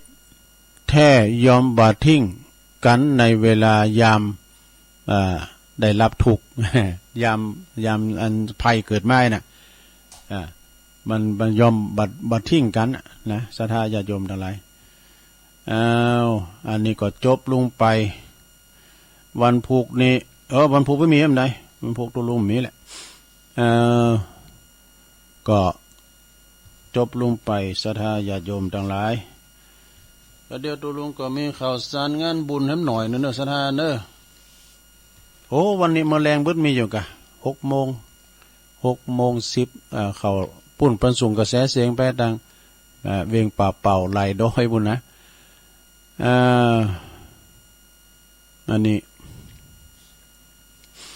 นี้ก็จอมยุทธ2 แผ่นดินเปิ้นก็ฝากประกาศมานะวันที่15วันพุธนี่นะ15 มกรานี่นะคณะลูกศิษย์ลูกหาตลอดถึงคณะศรัทธาญาติโยมเปิ้นจะวัดสันป่าย่างโลงเนอะละปูนนี่นะวัดสันป่าย่างโลงละปูนนี่เปิ้นจะทำบุญอายุวัฒนมงคลสืบชะตาหลวงกับครูบาเจ้าอินทร์เนอะในอายุของเปิ้นเจริญวัยมา71 ปีนะก็จะมีสืบชะตาหลวงวันที่15วันพุธน่ะวันเกิดของครูบาเจ้าอินทร์ที่เฮาฟังตัวลุงก็สอบฟังเปิ้นนะสอบฟังเปิ้นถึงว่าน่ะฟังครูบาอินทร์ต่างจอมยุทธฝากประกาศมาเด้อมากับหม้อก็อาจารย์ท่านพระมหาวิษณุจารุธรรมโมเขาเนี่ยเปิ้นก็จะมาอยู่กันวันที่19 มกรา66เนอะเปิ้นจะแห่พระเจ้าตอกสารที่วัดเหล่าปาตานเนอะในเมตตาบารมีธรรมท่านพระครูปลัดบดินทร์ศีลสังวโรหรือว่าอาจารย์เบิ้มนะเปิ้นจะมีการแห่พระเจ้างานมันเต็ดกันได้19 มกรา66แห่พระเจ้าตอกสารวัดเหล่าปาตานก็วันนั้นในศรัทธาญาติโยมนะเปิ้นแห่เปิ้นทำบุญกันวันนั้นแล้วเหรอเปิ้นมีกิจกรรมวันที่15 ค่ำพุกนี่หน่อยศรัทธาเนอะ15 มกรานี่เปิ้นจะมีการตานผ่าป่าตอดผ่าป่าที่วัดฝายหินเนอะโดยคณะกลุ่มธรรมะคลายเครียดคุณโยมพิสมัยสุริโยดรแล้วก็ตึงทีมงานของเปิ้นน่ะถึงหมดก็เปิ้นจะตอดผ่าป่าเนอะที่วัดฝายหินเปิดสมทบทุนในการจ่ายสถานีการน้ำกาไฟกาอินเทอร์เน็ตพองอีกนะซึ่งก็มีคณะญาติโยมหลายนะเปิ้นจะไปตานกันเวลาก็9 โมง 10 โมงเนี่ยนะพุกนะแล้วก็พักตอนบ่ายนี้ก็จะมีการบวชตุเปกพระนะตรงสัมมาเนรตะวันเปิ้นจะได้ปินตุแล้วจะอุปสมบทดีพัทธสีมาอุโบสถของวัดฝายหินวันพุธตอนบ่ายเนอะวันที่15นะเป็นการตอนบ่ายเปิ้นจะเปกอุปสมบทของสัมมาเนรตะวันนี่มาอยู่ตั้งเมื่อน้อยแล้วเนอะเป็นเนรน้อยมาละนะแม่เปิ้นก็มีละเป็นกำพร้าแล้วก็เปิ้นเป็นทีมงานกับตุปินหนุ่มนี่เป็นหัวหน้าทีมงานถ่ายทอดเสียงจากนอกสถานที่ไปหมดนะสัมมาเนรตะวันก็ติดสอยหอยตามไปเตอก่อนน้องเน้นนัดพองแล้วเตอก็หลายตุนหลายอุ้งพองนะศรัทธาฉะนั้นก็ตอนบ่ายวันพุธนี้เด้อไปรวมทำบุญในการตอดกฐินตอนเจ้าอุปสมบทตอนบ่ายเด้อนะงานต่อไปนี่ก็วันที่21 มกราเปิ้นจะยกยอฟ้าวิหารเลือสืบชะตาอายุวัฒนมงคลในเมตตาธรรมท่านพระอาจารย์วุฒิปภาโสครูบากรรมเวลา9 โมงครึ่งเนอะณที่วัดมงคลวารีวัดหนองหายเนอะในเขตตำบลหงเปาจอมตองนี่นะ21 มกราเนอะจะได้ก็ไปสืบชะตาลมกันยกยอฟ้าโดยกันเนอะที่วัดมงคลวารีหนองหายตำบลหงเปาวันที่16 ถึง21 มกราก็งานเข้ากรรมปฏิบัติธรรมโขงแก้วอารามทั้ง3ที่วัดแม่ห้องไคร้ในเมตตาบารมีธรรมท่านพระครูชลทานพิทักษ์ครูบาแดงเด้อคณะพระสงฆ์ก็จะไปกันหลายเปิ้นก็ในตำบลก็ดีตำบลป่าเม่งกันเนาะ เทพเสด็จเนี่ยหมดเนี่ยเพิ่นก็จะไปเข้ากรรมกันเด้อ16มกราก็วันครูพอดีเนาะถึงวันที่21มกราเด้อ17ถึง22มกรา17ถึง22มกราก็มีงานเข้ากรรมนะสำนักสงฆ์ธรรมวิมลมังคลารามก็อยู่ที่ตำบลนครเจดีย์เด้ออำเภอป่าซางนะในเมตตาบารมีธรรมอาจารย์พระครูวิรุณสุตตการอาจารย์มหาบุญล้อมนะเจ้าคณะตำบลพร้อมโดยคณะสงฆ์ก็จะมาเข้ากรรมกันหันหลายเน้อสดาวัดธรรมวิมลนี่นะเปิ้นก็ตุปิสิทธิ์เขานะแล้วก็ปหลงกาลุนแก้วเซ็งปหลงวงเขานี่เปิ้นก็จะเข้ากรรมเน้อ17ถึง22มกรางานปล่อยหลง11 12 13กุมภาเปิ้นจะมีงานปล่อยหลงอุโบสถหลังใหม่ที่วัดเราดูตำบลหนองยวงเน้อเปิ้นจะมีงานปล่อยหลงวันที่11 12 13กุมภาปล่อยหลงอุโบสถวัดเราดูตำบลหนองยวงอำเภอเวียงหนองล่องนะในนามของท่านพระอาจารย์พระอธิการเสริม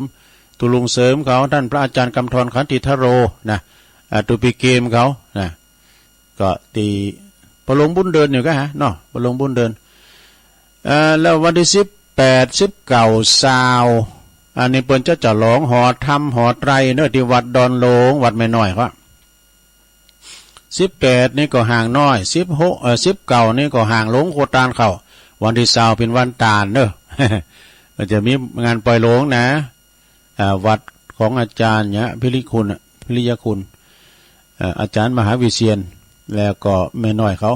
18 19 20กุมภาเดือนหน้าพุ่นเด้อสะดาเนาะก็ไปรวมทำบุญกินต้านกันวันที่14วันนี้เป็นวันเด็กเนาะเป็นวันเด็กแล้ว16ก็เป็นวันครู วันลูกศิษย์ลูกหาวันครูเดี๋ยวก่อนเด้อศรัทธาญาติโยมก็งาน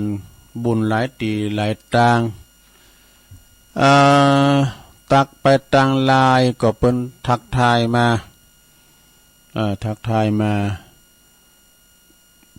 กลุ่มเทพารักษ์12ว2ว8เพื่อนพ้องน้องพี่กลุ่มเครื่องสีขาว139ตักมาแม่น้องด้วยเด้อแม่น้องก็ตักมาต่างลายพุทธิธรรมคนเดิมนะในเมตตาบารมีธรรม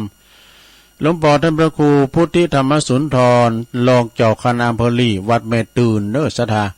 วัดแม่ตื่นในครูบาเจ้าศรีวิจัยก็ไปสร้างนะตุลุงก็เคยไปชันเพลหันหลายเตอะวัดแม่ตื่นนี่ศรัทธาเปิ้นกว้างขวางเด้อศรัทธานะวัดแม่ตื่นนี่นะแล้วก็วัดใหญ่ด้วยวัดของหลวงพ่อรองเจ้าคณะอำเภอด้วยเนาะวัดแม่ตื่นนี่นะเมืองลี่อำเภอลี่วะนะชมรมสกาย80นะแล้วก็แม่พันธาวันนะอันนี้อยู่ป่าไม้แดงโดยสายเกตนมัสการเจ้าตุลุงฟังอยู่เนอะเป็นกำลังใจให้ยมเกษณีโดยแม่ครูทองคำที่วงคำอันนี้ก็เป็นอยู่เสาหินสีโบบานก็ปูนเป็นอยู่อำเภอเมืองละปูนนะแล้วก็วัดนี้เปิ้นก็จะมีการสร้างพระเจ้าสูงพระเจ้ายืนเนอะงบประมาณเป็น20 ล้านพุ่นนะก็ลังจะเริ่มการก่อสร้างเจ้าท่านเจ้าอธิการพระอธิการบุญส่งโสภณจิตโตตุลุงส่งเนอะผู้ใจดีไหวสาบารมีธรรมตุลุงส่งเนอะแล้วก็ท่านพระอาจารย์เอกพลชุตินทโรคิดถึงยังมาเป็นเด็กน้อยท่านแล้วก็มีพี่ใหญ่บรรจงการทวงอันนี้นำดิบเนอะกราบไหว้สาธุลุงเจ้าขอบคุณเนอะ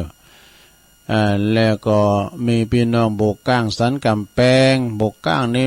โต้ดนตรีเป็นดังดนตรีปืนเมืองประยุกต์นะโบกก้างศิลป์จินดามณีไหวสาเนอะตัวน้องเฮานะนั่นพระอาจารย์ประหลัดเกษมสันเป็นอยู่อุทัยธานีเหมือนกันนะเนาะเพิ่นก็ส่งไล่มาถึงวันได้รับไลน์แล้วเนอะเขาแล้วนี่มันหายไปนะมันหายไปกรรมแล้วก็คุณแม่เดือนเพ็ญทิมหวางเนอะน้องหานำบ่อโลงฟังอยู่เจ้าอันนี้เพิ่นก็ส่งข้อความข้อคิดมาหลายเตือนะโยมยุพินหอมมาลาปีน้อยนี่เพิ่นอยู่แม่หยวกเนาะหน้าสารกลางสาธุฟังอยู่เจ้า แล้วก็มีป้าทิมนี่ป่าแดดก็เนาะฟังอยู่เจ้านะแม่อยู่ป่าแดดแม่นี่กันเนาะแล้วก็ดอยน้อยพัฒนาหนองหานสันทรายน่น่านฟ้าเรดิโอคุณลูกนิรันดร์ปันดอนตองอันนี้โหน่ะว่าไปก็โทรมาพี่น้องเพิ่นไปเมืองนอกปุ่นเนาะห่างขึ้นไปแล้วเดี๋ยวนี้เปิ้นลิงสัญญาณแต่ที่3กึ่งไปนะแล้วก็แรงบึกก็6 โมงเปิ้นนั้นโทรมาหาตุลุงดอกบัดได้ฟังเมินแล้วตุลุงนะปุดโตเปิ้นเอาเครื่องไปสอนเป็นแสนๆว่ะเครื่องไปสอนแล้วเนี่ยเครื่องวิทยุเครื่องส่งเปิ้นนะเอาไปสอนเสียงเป็นแสนๆน่ะน่านฟ้าเรดิโอลูกนิรันดร์ปันดอนตองเจริญพรเด้อแม่สุทัศน์ดีมูลสุขสันต์วันเด็กเจ้า แม่สุทัศน์ดีมูลก็อยู่แสนพรหมทุ่งปีเพิ่นก็อยู่สันป่าตองปุ่นนะแม่วางกันเนาะแม่วางนะแม่สุทัศน์ดีมูลนี่แม่เลี้ยงหอมโหหลงแม่แดงอัมพรอันนี้อยู่เต็นดอกไม้จอมตองเด้อเต็นดอกไม้โอ้แม่บัวลมมาปินตาพี่น้องน้องสมณะสอนอเด้อสาธุไหวสาเจ้าวันนี้ได้ฟังชัดเจนดีเจ้าโอ้แต่กันเนาะได้ฟังชัดเจนดีก็วันที่17ก็ไปปะกันเด้อเข้ากำตีธรรมวิมลตูลุงก็จะไปวิชาเจ้าอธิการวิชาสุจินโนตุปิชาเนอเจ้าคณะตำบลมงน้อยวัดป่าตานเจ้าวัดป่าตานตุปิชานี่ก็อยู่ตั้งแต่สมัยครูบาจรแล้วเนอะเป็นลูกศิษย์ของครูบาจรจันทรังสีนะเดี๋ยวนี้เป็นเจ้าคณะตำบลเป็นพระครูใหม่ป้ายแดงเด้อ พระครูใหม่ป้ายแดง ตุปิชานะไปตั้งพอครูสุทัศน์กันทวังโดยเนอบันแซมปุ่นเปิ้นก็เป็นมัคคณายกเป็นมัคคณายกโดยเป็นปจานอยู่ที่ปัตตานแล้วก็นิกรชัยน้อยอันนี้ไหวสาตุลุงเดินทางแล้วครับโอ้เปิ้นเดินทางเปิ้นจะไปแจกของวันเด็กเด้อเปิ้นไปดอยเปิ้นไปที่ครูบาจะไปตัวยกำลุนก็หาเนาะ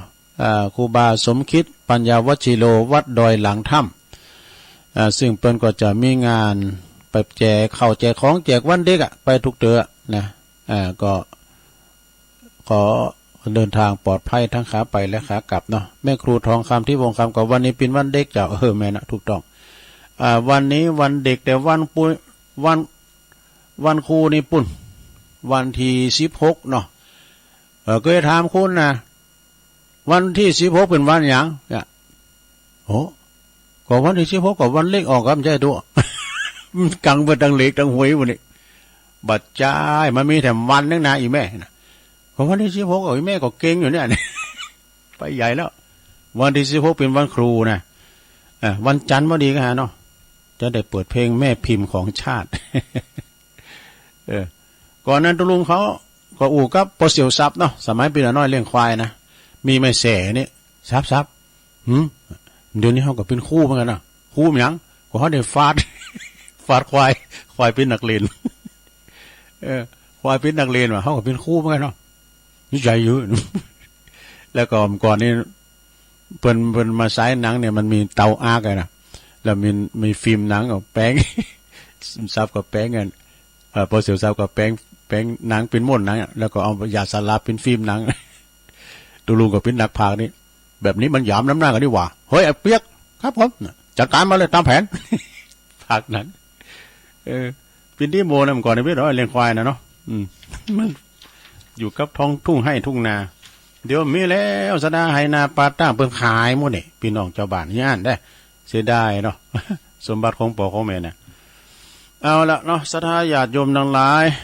ปินเวลา2 ชั่วโมงละจะครบละตอนนี้จะแบ่งเวลาหน่อยซะนะเปลี่ยนบรรยากาศ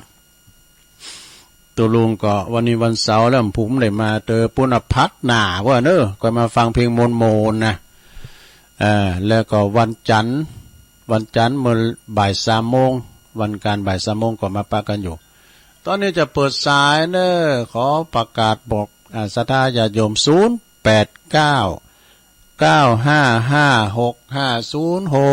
โทรกันเข้ามาเจริญปอนเจ้าไอ้สาเจ้าต่อบุญกิริยาวัตถุ10 ประการตะกี้เนาะเจ้าเนาะ บุญกิริยามี10ประการข้อ1หือตานบริจาคเจ้า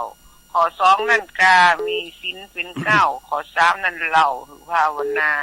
ข้อ4ถ่อมตนอ่อนน้อมกายาข้อ5แถมกาขวนขวายงานเจ้าข้อ6เบ่งวุ่นปีน้องนุ่มเหน่าหือคนอื่นเขาห้องกา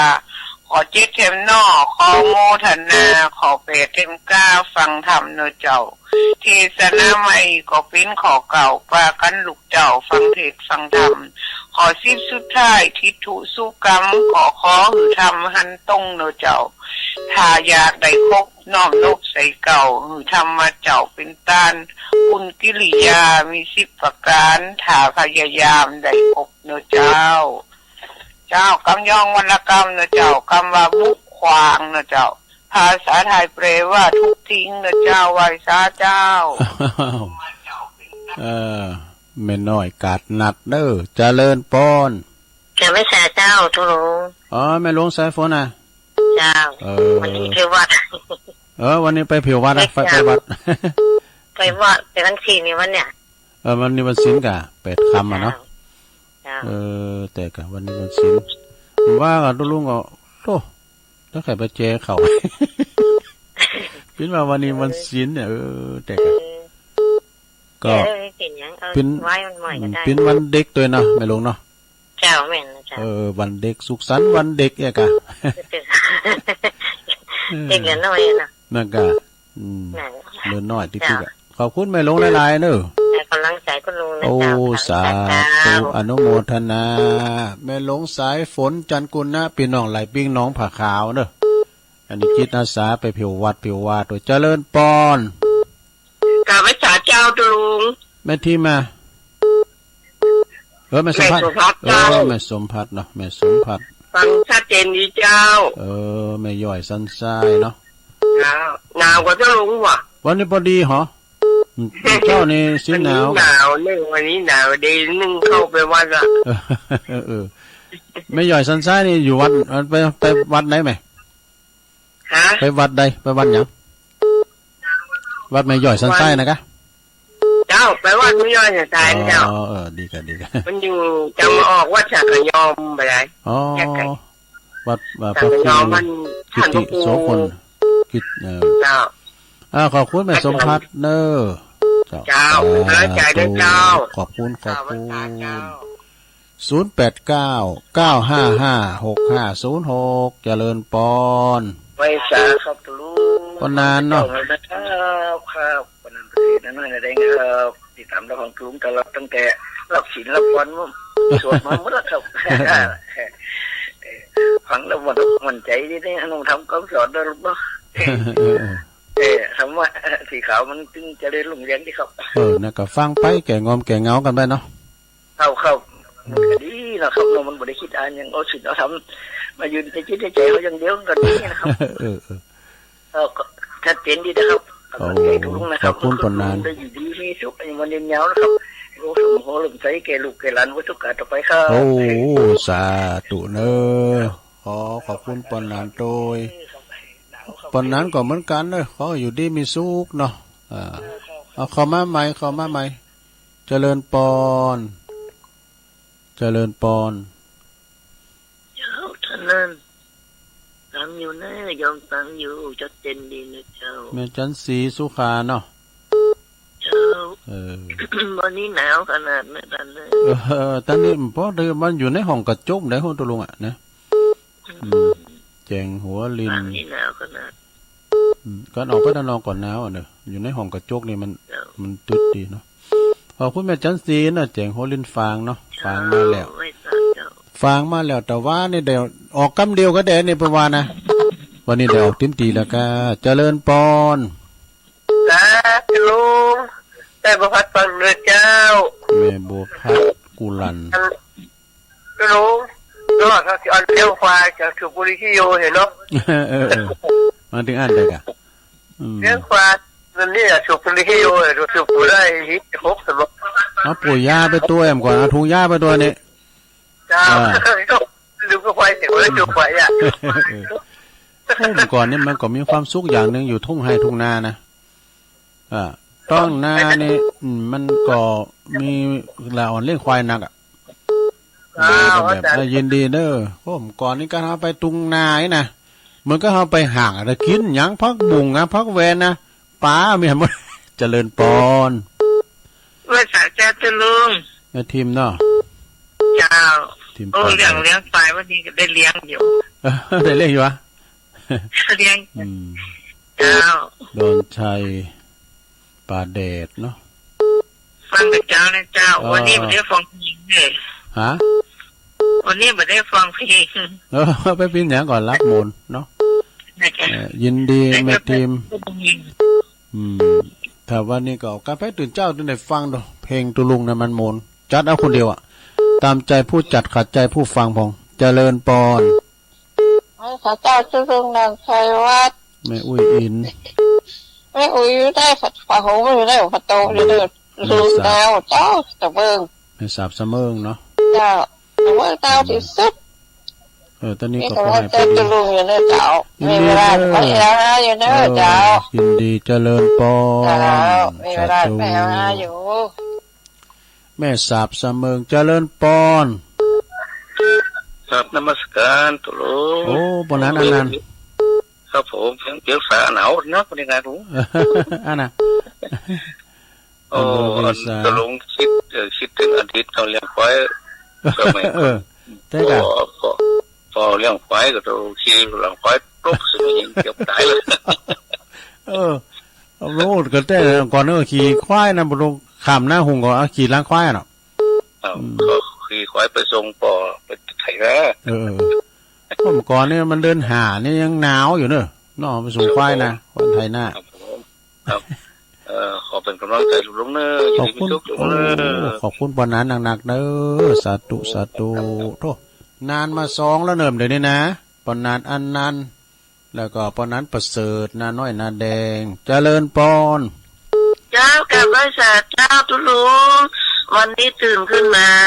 จะได้ยินเสียงน้ำเสียงธรรมได้ไหว้พระภาพศีลตุลุงกับเจ้าแล้วเด้อแผ่เมตตามีพร้อมหมดวันนี้นะเจ้าแผ่เมตตาด้วยเจ้าฟังตุลุงจะเมื่อเข้ารายการนั้นเด้อเจ้าโอ้ขอบคุณแม่สุกแก้วหลายๆเด้อเพื่อนฟังกันนักกันหลายเด้อพูดเท่า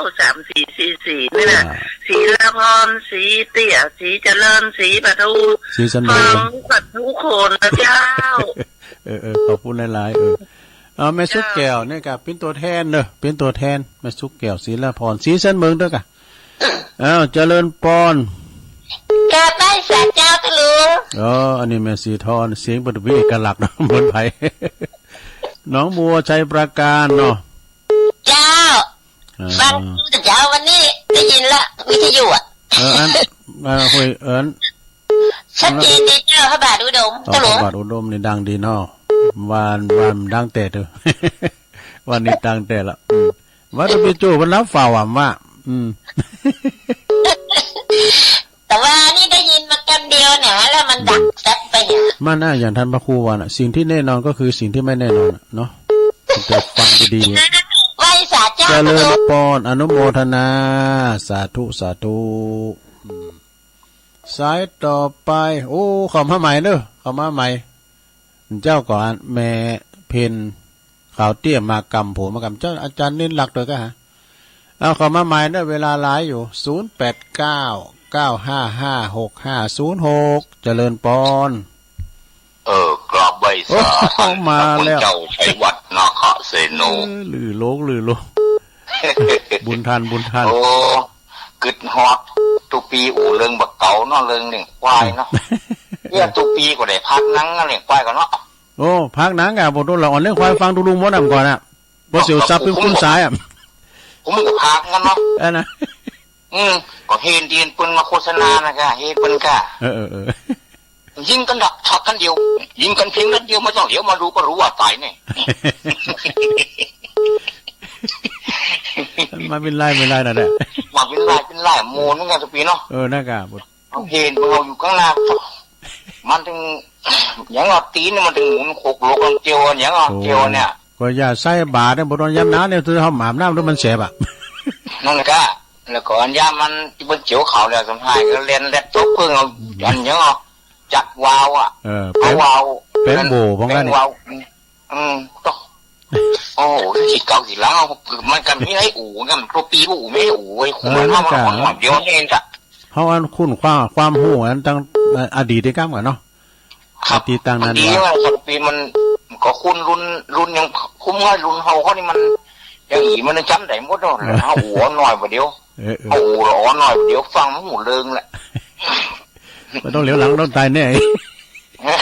ยิงกันดักฉากันเดียวยิงกันเพียงนัดเดียวมันต้องรู้มันต้องเดี๋ยวมาดูก็รู้ว่าตายแน่ดังยิ่งกว่าอะไรดังยิ่งกว่าปืนใหญ่หน้ากระสุนกะลาผมนึกว่าไปหมดละอ้าวยินดีไอ้ลื่นล้มครับกับไอ้สาครับเนี่ยสะดาอย่าโยมทลายเนาะเนี่ยสู้กันด้วยหมัดซัดกันด้วยศอกย่อกันด้วยเข่าขายาก็ด้วย M16 ตื่นตระหนกด้วยลูกระเบิดแม่เพนว่าไปเลยเจ้าพระเจ้าแสงไฟสว่างกายแสงธรรมะสว่างใจสว่างกายแสงไฟสว่างใจและแสงธรรมเจ้าฟังชัดเจนด้วยลุงเด้อเดี๋ยวบุญก็ว่าจะรักลุงเนาะเอาว่าไปวันนี้วันพระเนาะข้อที่1วัดความคิดข้อที่2วัดความดีข้อที่3วัดความดันข้อที่4วัดความจำข้อที่5วัดสายตาข้อที่6วัดหัวใจข้อที่7วัดสังขารข้อที่8วัดสันดานข้อที่9วัดจัตกรแล้วจะลุงเด้อเจนที่เป็นลุงเด้อสัตว์จะไม้วันนี้ได้730เด้อฝากพระเนรรากไฟเด้อโอ้แต่เป็นงานบุญเจ้าอดีตเจ้าขอที่10เนี่ยก็วัดหัวเขาพอเสียวซับเนี่ยบุตรซ้ายดังนี่กันนะเอามายาสลาวนะเป็นฟิล์มหนังนะตัวลุงผากหนังแบบนี้มันหยาบน้ำหน้ากันนี่หวานเจริญปอนไหวสาเจ้าตุลุงนะคะแม่จันลื่นรู้กับจันเน็ตอ่ะแต่ก่อนนั้นเงินแม่เป็นว่าอ่อนนักเรียนบันเด็กไม่ใช่มีแต่โดดตุลุงโอ้ยังมีแต่เนาะนั่นมันไม่มี2502นะวันเด็กนะโอ้ก็วันเกิดตุลุงพอดีเวงตัดการสมัยก่อนมันนี่วันเด็กวันครูวันอย่างนั้นนั่นน่ะกำลังมามีเหมือน2502เนี่ยจำได้อยู่ก่อนวันเด็กก่อนก็เล็กของเขาก็นำก่อนอ่ะงั้นยังมาสมัยอันลุงเขาเล็กของเขาก็งั้นนี่เป็นจับปุ้นโรงเรียนสวัสดิ์ตองปุ้นมาแสนวันเด็กก็ไปปุ้นอ่ะขี่รถไปเป็นหนูเองกูเลยงานควายหรอนะโอ้มันดึงตะวันเลยนะเราออกไปวิพออันควายจุนกันน่ะเนาะแต่กะมันจุนกันในบทโอ้กับควายปู่งานจำหายเลยเปิ้นได้เผามันหมอนั่นแสดงพุ่นมาแหละเปิ้นเอาเจือกตุ่มว่าเจือกเนี่ยไปตุ่มน้ำอ่ะมันออกกันอ่ะมันมีอันควายกูฮะกูเห็นอย่างนั้นคนทำจะมีรถถึงอะไรนะอันนั้นนำก่อนนะโอ้โหตุลุงนะครับจ้างเลี้ยงควายวัน30 บาทเดือน30 บาทวันบาทควาย5 ตัวลูกไปไม่ปควายแม่มีเป็นจังแล้วตุลุงนั่นก็อันเขาขได้เขาตึงมาแล้วเขาซื้อโตมันก็ไม่จะแพงเจ๊แต่ร้อยนะแพงแล้วก่อนนะทุกแต่เงินมันเค็มเงินมันแพงเลยแต่ร้อยใส่หน้าได้แล้วนี่น่ากะควายแม่นั่นกะเขาซื้อควายแม่โตมันต้องมีคนเล่งงั้นสมัยใดสมัยนั้นอ่ะสมัยใดสมัยนั้นน่ะเดี๋ยวนี้มันควายเล็กไปหมดอ่ะควายเดี๋ยวมันได้กินปุ๋ยกับมันน่ะนะนั่นน่ะก่อนนี้บทว่าแมงซีก็เนี่ยเขาได้กินกับขี่ควายนี่มันหลับมันเลยอ่ะมันแกงใส่หน่อเนี่ยเอ้าหมอนั่นกะกับพี่ไต้แม่แกงใส่แพ้วอันแกงพะละว่ะแมงซีอ่ะมันตึงเปิงเนาะใส่หน่อใส่พะละนี่นะเดี๋ยวได้กินละเคยมีแล้วเดี๋ยวนี้นะอาหารตามสั่งไปหมดอ่ะคิดถึงกับหมุนไปอย่างนั้นที่ได้ซื้อยังนะแรงมาก็ออกไปสดกินทั้งกลุ่มทั้งน้ำเตาก้าพักแวนก้าพักบุ๋งก้าเนี่ยเหมือนกับห่างเขาไปกันหน้าได้หมดอ่ะสมัยเดี๋ยวนี้ออกไปกลับยินดีกับแม่จันได้ลายเนอะ โอ้ จ้าชัดเจนดีตัวลุง เนี่ยเดี๋ยวเขามาโทนความจำมาสมัยมันก่อนนะเนาะโอ้โถมันแจ่มให้มันดีนะเจริญปอน ไว้สาครับ ปอเศษนะครับ โอ้ปอเศษอยู่แก้วสิริมังคลาจารย์ ครับโอ้วันนั้นไปวัดสังขยอไปประจานสังขยอวันนั้นไปเข้ากล่ำก็พอดีตรงถูกกับพ่อลุงตายโอ้ไม่ได้ปล่อยเท้าออกว่ะไม่ได้อยู่เนาะก็หัน กระตัวประตกประเสียง นั่นก็มันถึงเช้าบ่เนาะ เราว่าเลยไม่ได้ปล่อยวันนี้เตรียมตัวก็จะไปยันนะวัดมณฑาทิพย์วะเป็นมีงานเนี่ยวันนี้ยันไหนวัดมณฑาวันนี้วันศีลน่ะเนาะแต่กะวันศีลนี่ก็เตรียมตัวจะไปวันศีลนี่แหละลุงบอกไปเข้ากล่ำไหนก็เดือนเดือนนี้มีแต่เดือนเนี้ยมีแต่มีวันที่17ตัวกะน้องกิดีบ่เนาะโอ้ขอบคุณปอเศษเด้อจ้าสาธุปอเศษนะสิริมังคลาจารย์ท่านสายเจริญปอนไม่ช้าจ้าลุงโอ้แม่ไข่แก้วได้เลี้ยงควายเหรอได้เลยจ้าโยกปีขันห้องนี่จะลุงเลยมาควายนะผู้ชมยากระจายเนี่ยน่ะกะก็ควายหายเท่านั้นบ่โทก็ควายหายมันแรงเนี่ยขามมันน่ะมันนึงหายตึกก็แหละแต่ละกะควายหายมันปัดหมูตึกก็ไปติดควายปืนไปปุ่นเนี่ยมันดึงน้องหายออกก็เด้อแล้วก็ปิ๊กมาบ้านน่ะเสือเฒ่าเด้ออีปอเด้อทำเนี่ยการปิ๊กนะโว้ยรูนนี่บ่โทผมคนหนึ่งกะกูมันไหลกันนั่นน่ะน่ากะบางเห็นสมัยก็เลยคงเห็นไหลน่ะโลนป่าบ่ชอบกินซุกกันมาตั้งคอน่ะมันเต้นคอของกินก็ยังมันเนี่ยนะนุ่มแมวกันเนี่ยโอนดีทางนั้นโอ้ไปถึงแล้วนะเจ้าเจริญพรขอบคุณหลายๆเด้อสาธุนี่อยู่บ่ดีกับลำใหม่มาโอ้แต่ดีละชัดเจนดีนะขอบคุณเด้อแม่ไข่แก้วเด้อจ้าสมัครใจทำสายเจริญปอนสายสาธุลูกโอ้อันนี้ปอเมืองกลางปอบุญมีเนาะโอ้ตียากอ่ะคำดาวลูกก็อันที่นี่ก็มันอยู่ในห้องกระจกกับเพราะหนาวเนาะโอ้ยิ่งหนาวลูกมันนั่งไฟอ่ะขอบคุณปอบุญมีหลายๆเด้อเจ้าเจเด้อก็ไว้จ้าตูปอบุญมีโอ้อินดูปะน่ะมันเอาหน่อยเดียวนะเจริญปอนไอ้ชาเจ้าลุงแม่อยู่ไหนฟังอยู่เนอะแม่อยู่ไหนกะแม่ลงสุมาเจ้าแม่ลงสุมาเนาะใช่ฮะแม่แก้วพี่แม่แก้วสับปะตองพี่เจ้าแม่แก้วสับปะตองเนาะ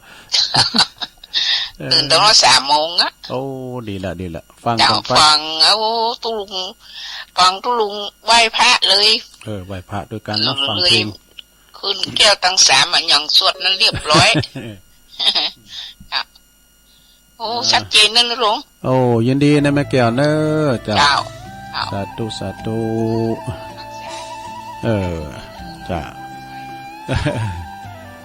แม่น้อยกาดนัดเนอแล้วก็อันนี้แม่หลงสายฝนจันกุลนะแม่สมผัดแม่ย่อยสันสายปอนั้นประเสริฐนาน้อยนาแดงแม่จันสีสุขาแจงโหรินฝางแม่สมผัดกุลันต้นซ่านฝางแม่ทิมป่าแดดดอนชัยป่าแดดแล้วก็แม่อุ้ยอินแม่สาบเสมิงปอนั้นอันนันเวียงสาน่านเนาะแล้วก็แม่สุแก้วศรีลาพรแม่ศรีทรน้องบัวชัยประการลื่อโลงเนอะพี่ใหญ่ไตโหแม่เพนขาวเตี้ยคนสู้ชีวิตแม่จันเลือนใสเวียงตาการเด้อปอเศษสิริมังคลาจารย์แม่ไข่แก้วบุกข้อหาป่อบุญมีเมืองกลางและแม่แก้วสันป่าตองจบสดายายมเตือนหน้าพากันใหม่เด้อขอให้ทุกท่านอยู่ดีมีสุขเด้อก็กระเดือก็ฟังรายการธรรมะจากวัดจันทร์กันต่อไปเนาะท่านมหานิคมรออยู่แล้วอยู่ดีมีสุขเด้อจัตตาโลธรรมาวัฏันติอายุวันโนสุขังปลา